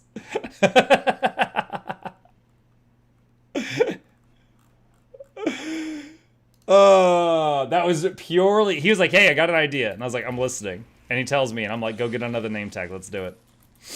He's dead to me? Flute, I traveled across the country just for that meme. The other stuff was just while I was there. How did you keep your streaming streak going to Seattle? I'll show you. Let's go to... Now, my phone wasn't able to stream to Twitch and YouTube at the same time. So, let's go to Twitch here. Let's click on Mukluk. Let's go to videos. And let's... Alright, so right here. Here is a stream that was 5 hours long. Then after midnight, I did a 5-hour stream. So that was Friday. Then Saturday, you guys got a very intimate stream with me laying down in the bed in the hotel room. This was 47 minutes of me talking about the community event. This is before I went to PAX. And then here's now. So Thursday, Friday, technically after midnight, Saturday in the hotel, and Sunday night we're here. The stream crashed once and we had to restart it. Well, actually the stream didn't crash. I had a failing power supply in the other room. Oh, we'll figure that out later. So yeah, the streak, we can still technically say that we have streamed every single day 7 years in a row and counting. Can technically still say that. You stayed up till 5 a.m. on Friday? Huh? On Friday? Okay, so my time, Thursday night, I usually stream until midnight, which is, Friday morning. Then, just kind of to be silly about it, I restarted the stream at midnight 01. So 12:01 a.m. Friday morning, I streamed for 5 minutes. Then I slept for like 2 hours, and then we went to we got to the airport and flew on the plane and went to Seattle, and then went to the community event meeting that night, and I had been awake like 21 hours at that point. And then Saturday morning, I woke up and we did the hotel room stream. It was actually kind of fun. You can go back and watch the VOD if you're interested. Can someone play the Flute Girl patron sound? I don't know that there is a Flute Girl patron sound, but I have a sound bite of Flute Girl. It's this I'm gonna shove all this yeast up somewhere. It's gonna go where the sun don't shine. So I got that. Oh wait, no, there is one patron that has the invisible dudes. Ah! Someone has that. I forget who. Vandal, I think. Okay.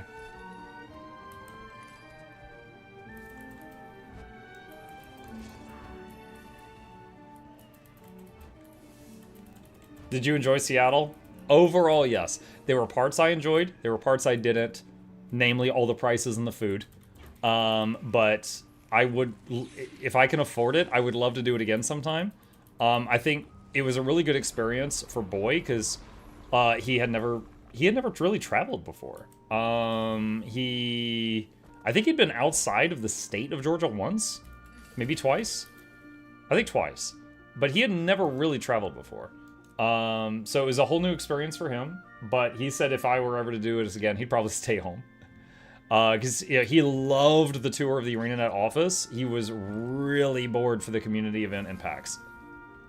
It was beautiful. You know what? It was beautiful. It was really cool. Like, if you're interested, go to the VOD thing that I showed with me in the hotel room. And I like, go to the window and I wave the camera around by the window. Like, everything was really condensed. And there was just like there was like, people walking on the sidewalks. There was like a train track that was like lifted up above the street. There were cars in the street. There was people on electric scooters, and and no one was crashing into each other, which was amazing. But it was really neat. And it was in like a very packed area, and so there was a lot of stuff in walking distance. Like for example, if I left my neighborhood and I walked for 10 minutes, I am now 10 minutes from my neighborhood. I have not arrived at anything new. There was a ton of stuff in like 15 minutes walking distance that you could do and visit and or eat at and stuff like that. It was very packed in. Yes, shut up. So it was pretty cool. The weather was beautiful. Well, the weather was entirely overcast while I was out there, but it never actually rained. So it was just like a nice, cool, air the whole time I was there. So it was good.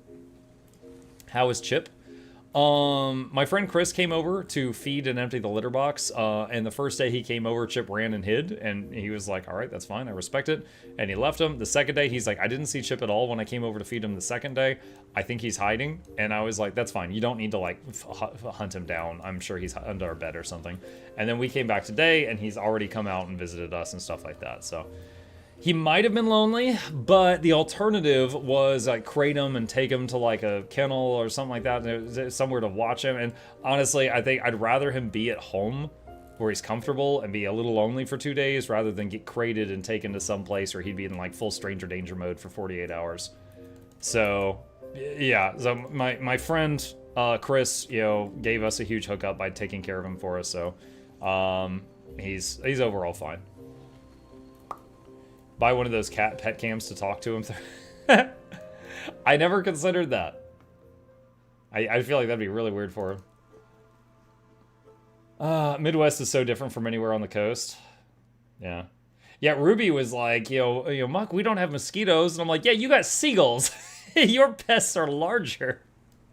You don't have little things trying to steal your blood. You got giant things trying to steal your burger. Did he go miss you mode? When we first walked in, I think he like panicked from the sudden noise after, days of silence, and he bolted with his hair sticking up. But then after a few minutes, he came out and he's like, oh, it's you guys. And then he visited us.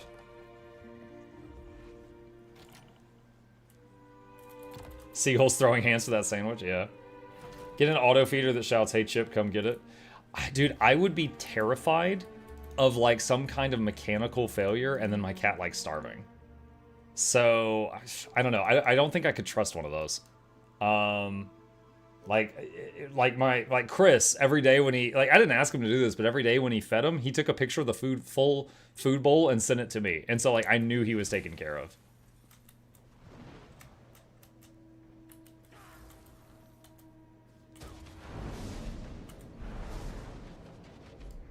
Did it open the box? No. Stupid thing. Apparently the box doesn't open while something hits you, even if you do the puzzle. Okay. When is MuckCon? Dude, man, we could get those nuggets. Dude, it would be fun. I was telling my wife, I was like, there's clearly a demand for people that want to do this on the Eastern Seaboard. We clearly just need to get a venue, get Panda Express to cater it, give out some Funko Pops, play some music and just meet up with people. And she's like, you're forgetting something really important. And I'm like, what? And she's like, ArenaNet? And I was like, okay, we'll call it Guild Wars East, let's muck and go. And she's like, you think everyone's just gonna come to see you? And I was like, well, if they're really close by, we might get like 3 people. But I mean, that's more Wendy's nuggets for everybody else. We all, MuckCon, we all go to Muck's house. No, we meet at Wendy's. Unofficial meetup at DragonCon. When is DragonCon? Now that I've had my first con, what about second con? When is DragonCon? Now? It's from August 28th. Oh, that's 3 days ago. Just September 1st. Okay, no, I can't do it now, dude. I'm recharging. It's until tomorrow? That's wild. Yeah, I'm open to doing more con, to trying more con stuff. There's no way I can, dude, I'm recharging. I can't do this today or tomorrow. I wish ArenaNet would come to PAX Australia. Your country will never see me, I'm sorry. You have too many things that if they bit my pinky toe, my lung falls out. I can't be risking that. Hey Muck, Preach does PreachCon. It could happen. What is PreachCon? I didn't know that was a thing.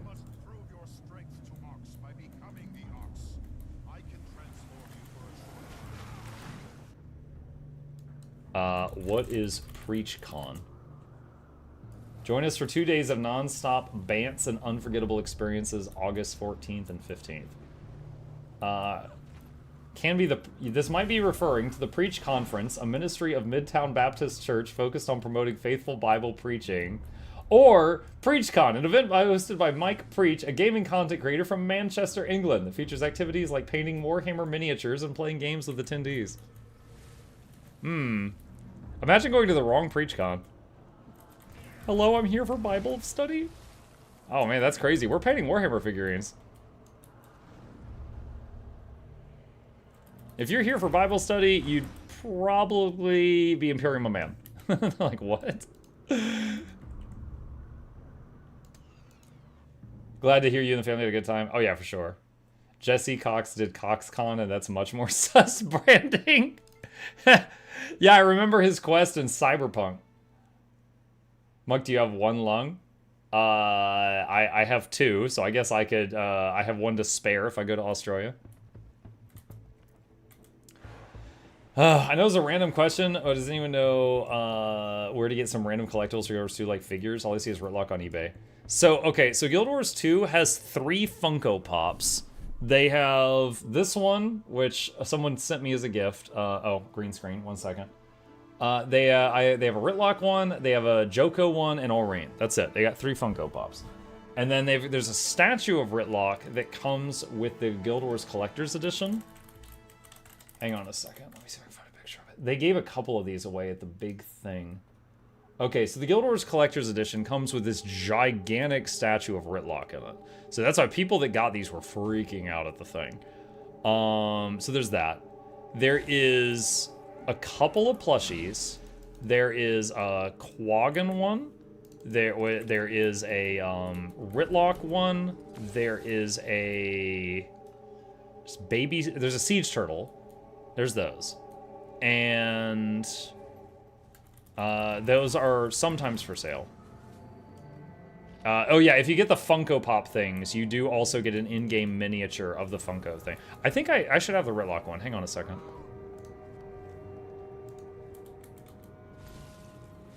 Mini Ritlock Funko Pop.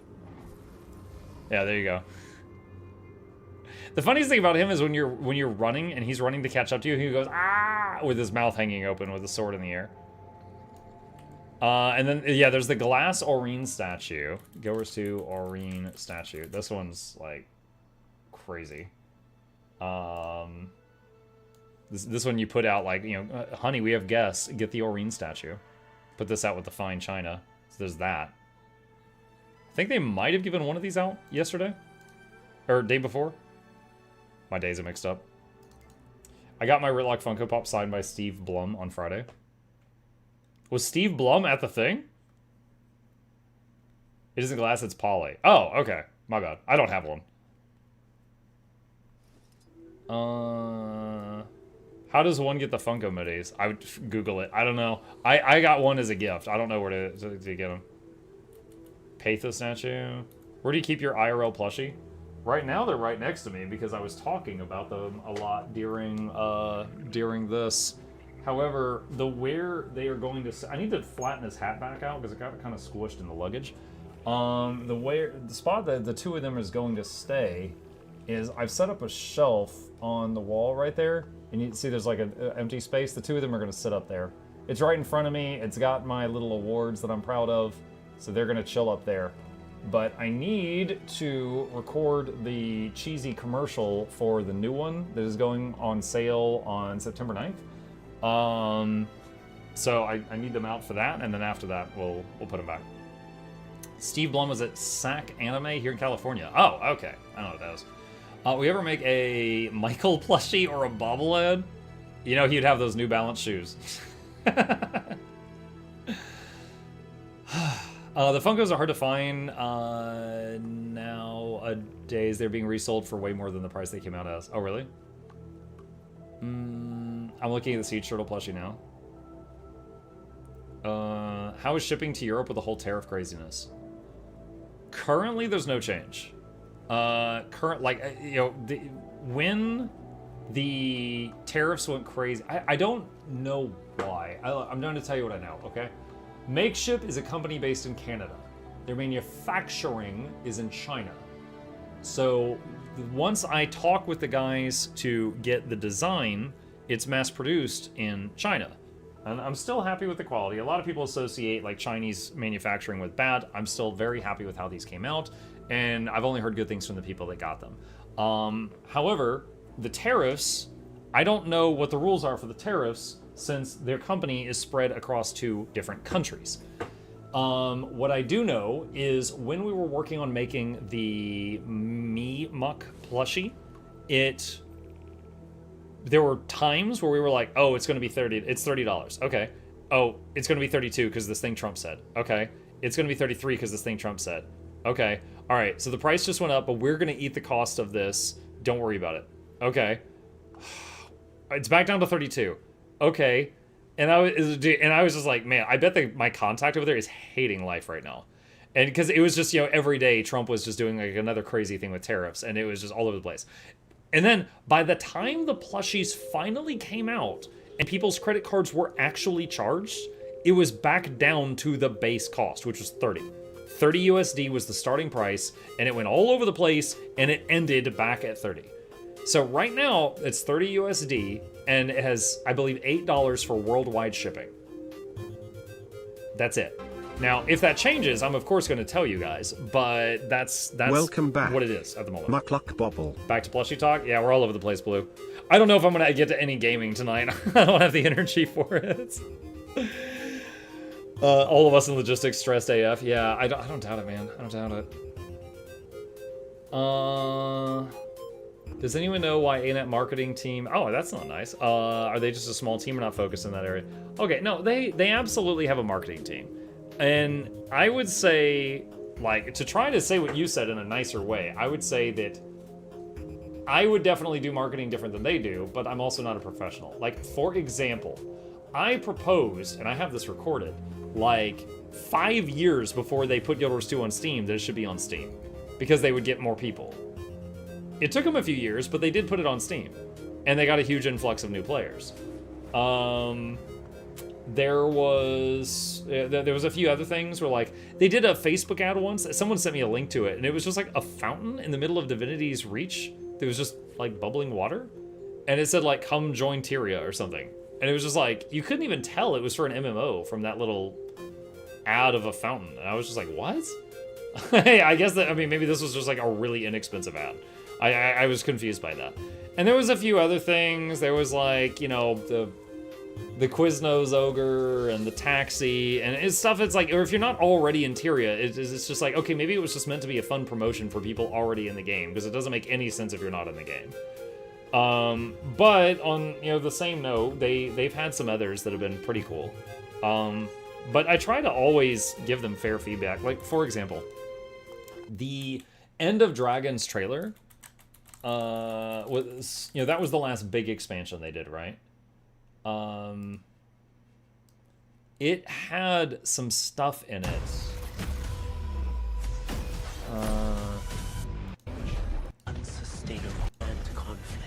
My only still has. No, this is not the one I'm looking for. Will you forever? That is not the one I'm looking for. What was the one? It was like, it was way more cinematic. Hang on. Are you the CEO of Guild Wars 2? Familiarity. This one. in This one strangeness. was one of their big cinematic trailers for End of Dragons. And in my opinion, this is great for people who are already fans of the game. This is very confusing if not. Like a So you soul see Aurene flying and talking and blah blah blah. And then there's like some... Okay, this is a cool shot of cinematography. And then she's like, the worlds are carved from the jade I gave purpose. This doesn't even make sense to people who already played the game until after you've played End of Dragons. Carved from the jade that. And then there's like this weird century of shot of like progress bubbles and stuff. in some- It's pretty. And then you see like the skiff. And then this, I constantly remember this. This guy is floating in the air a good like 4 feet above them. And it's an aquatic species. And I'm just like, what is with the positioning of these guys?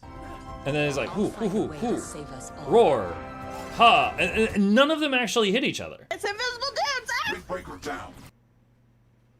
Anyway, yeah, I guess they were fighting invisible dudes. So like this bit, because it's like, if you look at people who like to play MMOs, a lot of us just love combat. Like, oh, Hulk smash, unga bunga.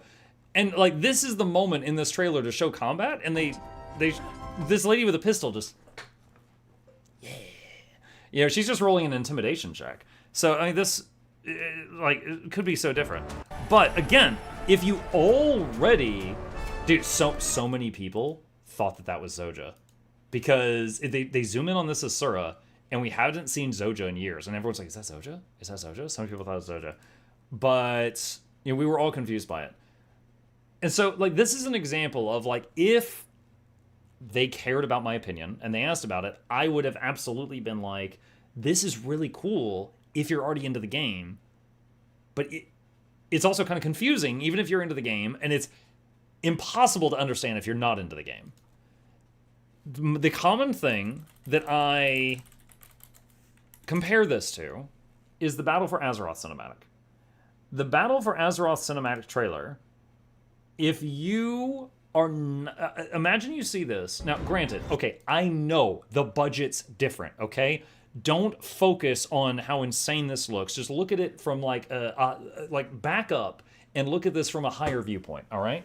You are seeing two factions, all right? There's clearly some dudes that are attacking and sieging a base, a castle, a fortress, something. And there's clearly a faction guarding the walls, right? And then, this guy's roaring, his comrade's dead, okay. These guys are fighting, but they're backed up to the walls. They're not doing great. And then like a whole bunch of archers shoot. This guy's getting pelted with arrows. Oh no, I guess green guy might be dead. And then she's looking around and she's panicked. And then she's like, I'm gonna have to do this myself.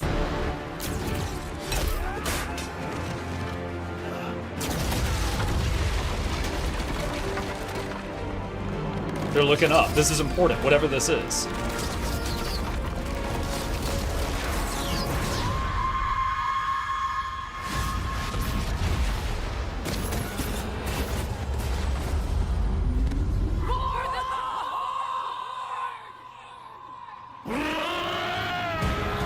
And that's the guy who just got filled with arrows. He's over it.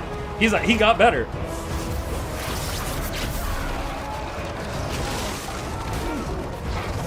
That's the cow thing that was just like in tears because his companion was killed. And now he's pissed.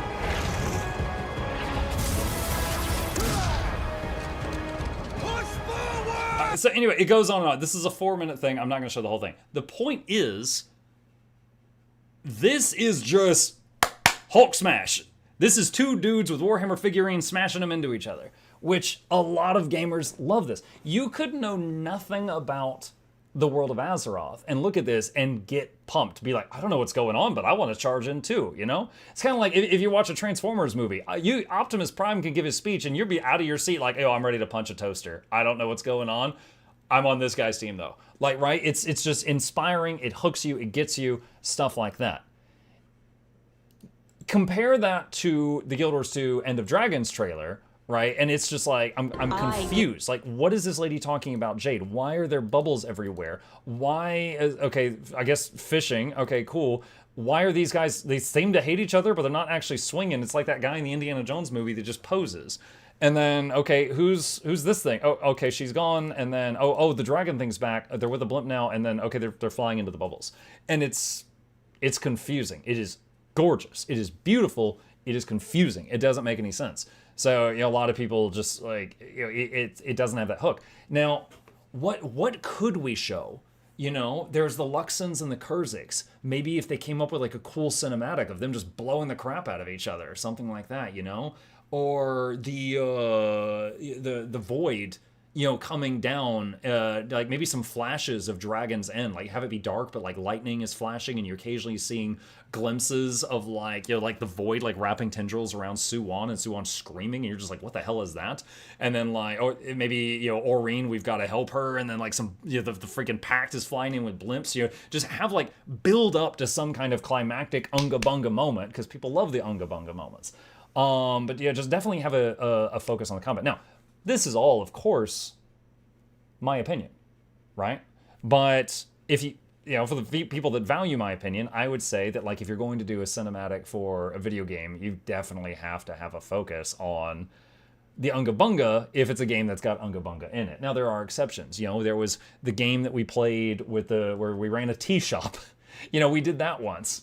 You're not going to have a cinematic for that focused on combat. You're going to have a cinematic to make it look cozy, like Stardew Valley or something like that, because that's the target audience. And in this game, you do have some people that like cozy gaming, but a lot of them like to Hulk smash. So definitely, you know, devote at least a minute or two of your cinematic to some ass kicking, right?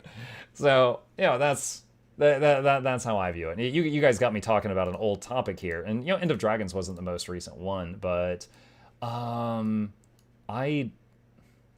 what was the, hang on, did Janther, hold on, Janther Wild Cinema, I need a reminder, I need a refresher. I like how, oh, it's a sponsored thing. I was like, I like how there's an anime girl at the top of the list. Janther Wild's launch trailer. Okay, so what was this one? Oh, it was the char at the table. Yeah. So, yeah. Again, I'm guessing, because this was their second smaller expansion, I'm guessing smaller budget, but it was just like, yeah, okay, that's fantastic. Chat, look at the play. There's a lot of people have come back and rewatched whatever's right here. It's the Muck and Bog Queen's thighs. Hey, I'm like, what is this giant bump? What is this? It's the freaking Bog Queen. Oh my god. Dude, freaking never change Guild Wars 2 players. Never change. We can fix her. Half of those are Muck. Oh, yeah, okay. What was it? Let's see. Secrets of the... I can't even type. Of the obscure cinematic.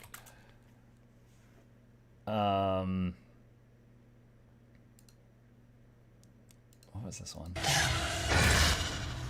I protected the world from the Cryptus for into ruin. That's pretty good. All over Tyria, beckoning horrors from the demon realm. That's where you come in. They shouldn't have shown that. Like, I'm sorry, that is a dumb looking salad. He should have just said, that's where you come in, not shown this thing's face. You come in. Hi there, Commander. Been a while. Music is really good.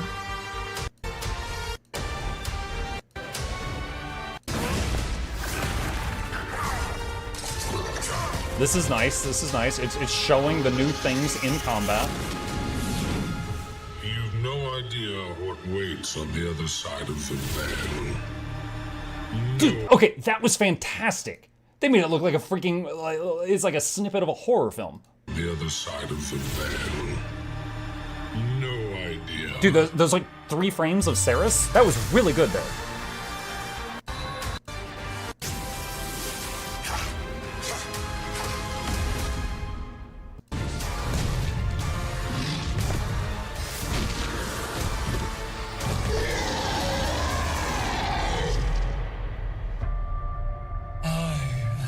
Coming for you.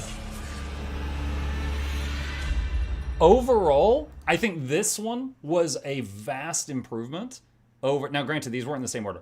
I think in terms of like, not beauty, in terms of beauty, End of Dragons one wins, right?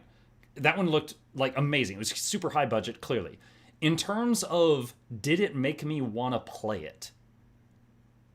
I think this one beats the Janthier one we watched and the End of Dragons one we watched. Look at the End of Dragons launch trailer. Okay. What was that one? EOD launch trailer. Let's just search that and see what comes up. This one.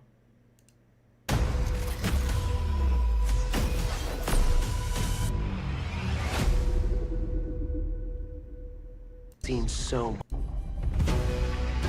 The Elder Dragon's lust for magic is unsustainable, bringing a new season of transformation and conflict. Mortals forge new powers greater than themselves. My only fear is the consequences such creations may bring. Is this the one where he cuts a mech in half? The future still has yet to be written. The time is running out.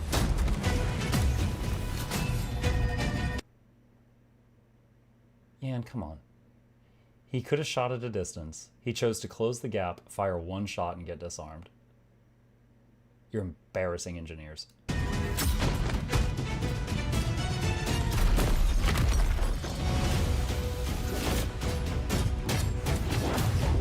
Why didn't you have the mech already there before you ran in and got disarmed?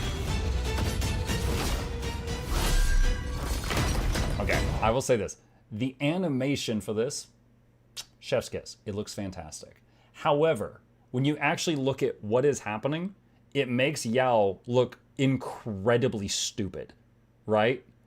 Doesn't summon the robot before charging in, charges in, immediately gets disarmed, and has to get his life saved before he's like, okay, I should have summoned the robot. Like, it looks dumb. Like, if you think about it too much.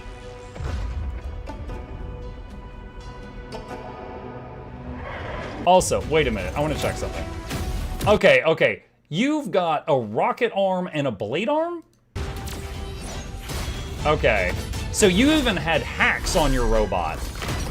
And you failed. Suddenly final boss. Will you forever... All right, I will say, the animation for this was amazing. It looked like I was watching a comic book come to life. I did love the animation. In terms of, like, the storyboarding for, like, this person will charge in, then get this... Yeah, the storyboarding, I think, could have used some work, because it just made Yao look like an idiot. But it did look cool. But I would say, in terms of, did it make me want to play it? I think the Soto one wins.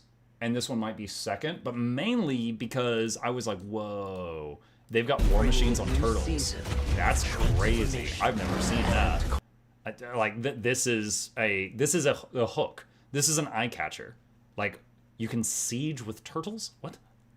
By the way, they need to somehow bring siege turtles to World v World. Figure it out. I don't know. Make it happen. Make it happen. Some way, shape, or form. Can we watch Factions? The Factions Guild Wars 1 trailer? Wasn't that the one with the assassin chick? Dude, that was a long time ago. I was only uploaded 3 years ago. I guess someone re-uploaded it.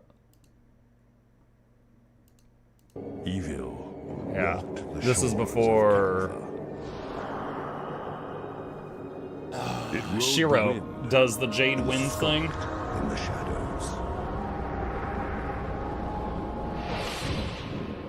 Waiting for the right moment to strike. You know, considering the time, I'm very curious to know, like, the budget for this during its time versus the budget for, like, some of the cinematics they do now. Because, like, considering this is, what, almost 20 years old? Like, it looks wild.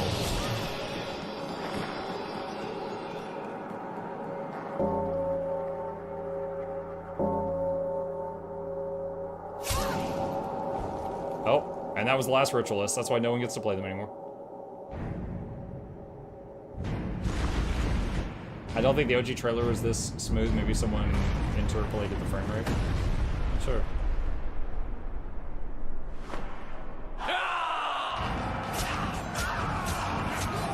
There's the Vindicator stance, guys. Saint, Victor, and other guy. I don't remember.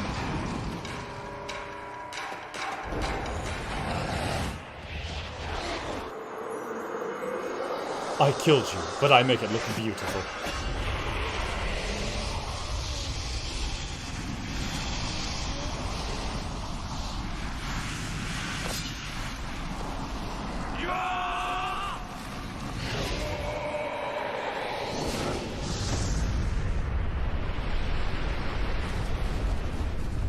Jade.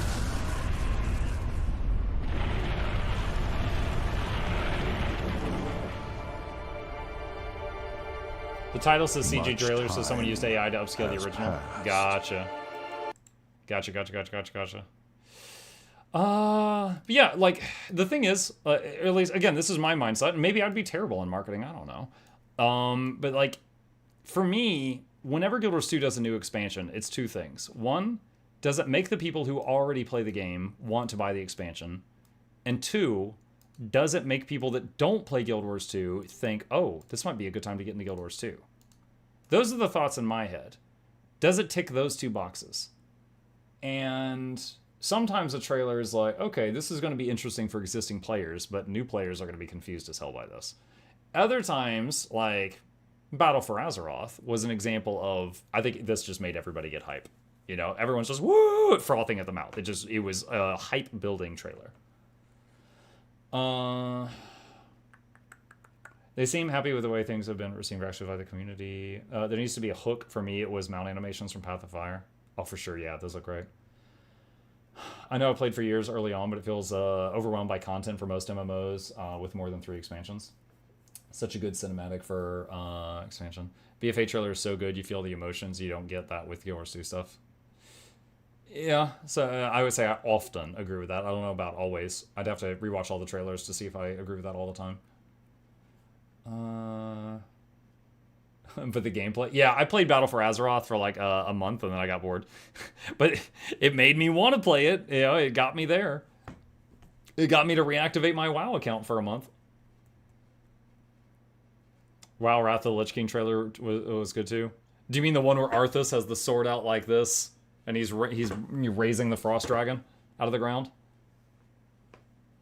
Check Ian's stream. She's doing cosplay. Oh no. What is she doing? All right, we'll close that. I'm gonna have to copy paste them over to like Blue Sky and stuff like that. But yeah, I have so many posts. Oh my gosh. Rip for the DMCA, but hey, oh jeez. Essence, it was so good seeing you and everybody out there, man. That was a core memory. You guys treated me like a celebrity, and I didn't deserve it, but my gosh, I accepted it. That is a core memory. That was so much fun. Look, have you seen the SOTOR Sacrifice trailer? That one's very high building. I'm not sure if I've seen it. I might have to just raid Ian here pretty soon, though. Chat, I am dying. I like how he's annoyed at everybody. Doesn't describe literally every character written by James Gunn. Well, Mr. Terrific was a good character. Dude, I watched Justice League and Justice League like 1000 or whatever it was called, or Unlimited, growing up on Cartoon Network, and Mr. Terrific was in those. That's when I was first exposed to his character. So it was kind of cool seeing him in the movies. I was like, oh man, I haven't seen this guy in years. I know Black Hole Sun playing by Sungar. Yeah, it might have got me. One thing that sucks about Siege Turtles is that you need 2 people into fire. Yeah, I have fired the cannons like once or twice in all the years because I'm almost always the driver. Yeah, would be nice if you could fire the cannon if no one's in the passenger seat, if you could fire it maybe on a longer cooldown or something, but it's a minor thing. Nice, hope you had fun. Absolutely did. Okay. Chat, I think I need to listen to my body. I think I need to probably wrap it up here. I was intending to go to midnight, and it's 11. I nearly made it, but I think I'm not quite recovered yet. Chat, thank you for listening to me blab and gush about my trip. I had a lot of fun. I hope you guys enjoyed it. I'm gonna have Noxxi chop it up and turn it into a video for the people that are, care but missed it. I am going to wrap it up and just chill and get some sleep once I feel I am tired enough to do so. I'll raid Ian since she is doing her thing over there. Let's see, /raid Ian Maiden. And going to, wait, hold on, is it working? Why is it not working? What? Yeah, hold on. Look at this. Look at this. I typed it, and I'm hitting the enter key, and it's not working. Hang on a second. Let me try doing it over here. Okay, there. I got it over there. I got it. I had to refresh the browser. What the hell? Before you go, ask Noxxi about the Helo X Spectre video. Yeah, it should be back in the queue for the third freaking time. I don't know what does. Noxxi keeps like deleting videos she doesn't like. I don't know what's going on there. Chat, you guys have been amazing. Thank you for stopping by, hanging out with me right after I got back from my trip. The plan is I will be back tomorrow morning working on our playthrough of Days Gone. Hopefully I'll be more awake. So you guys have a fabulous evening, sleep well, and I hope to see you tomorrow.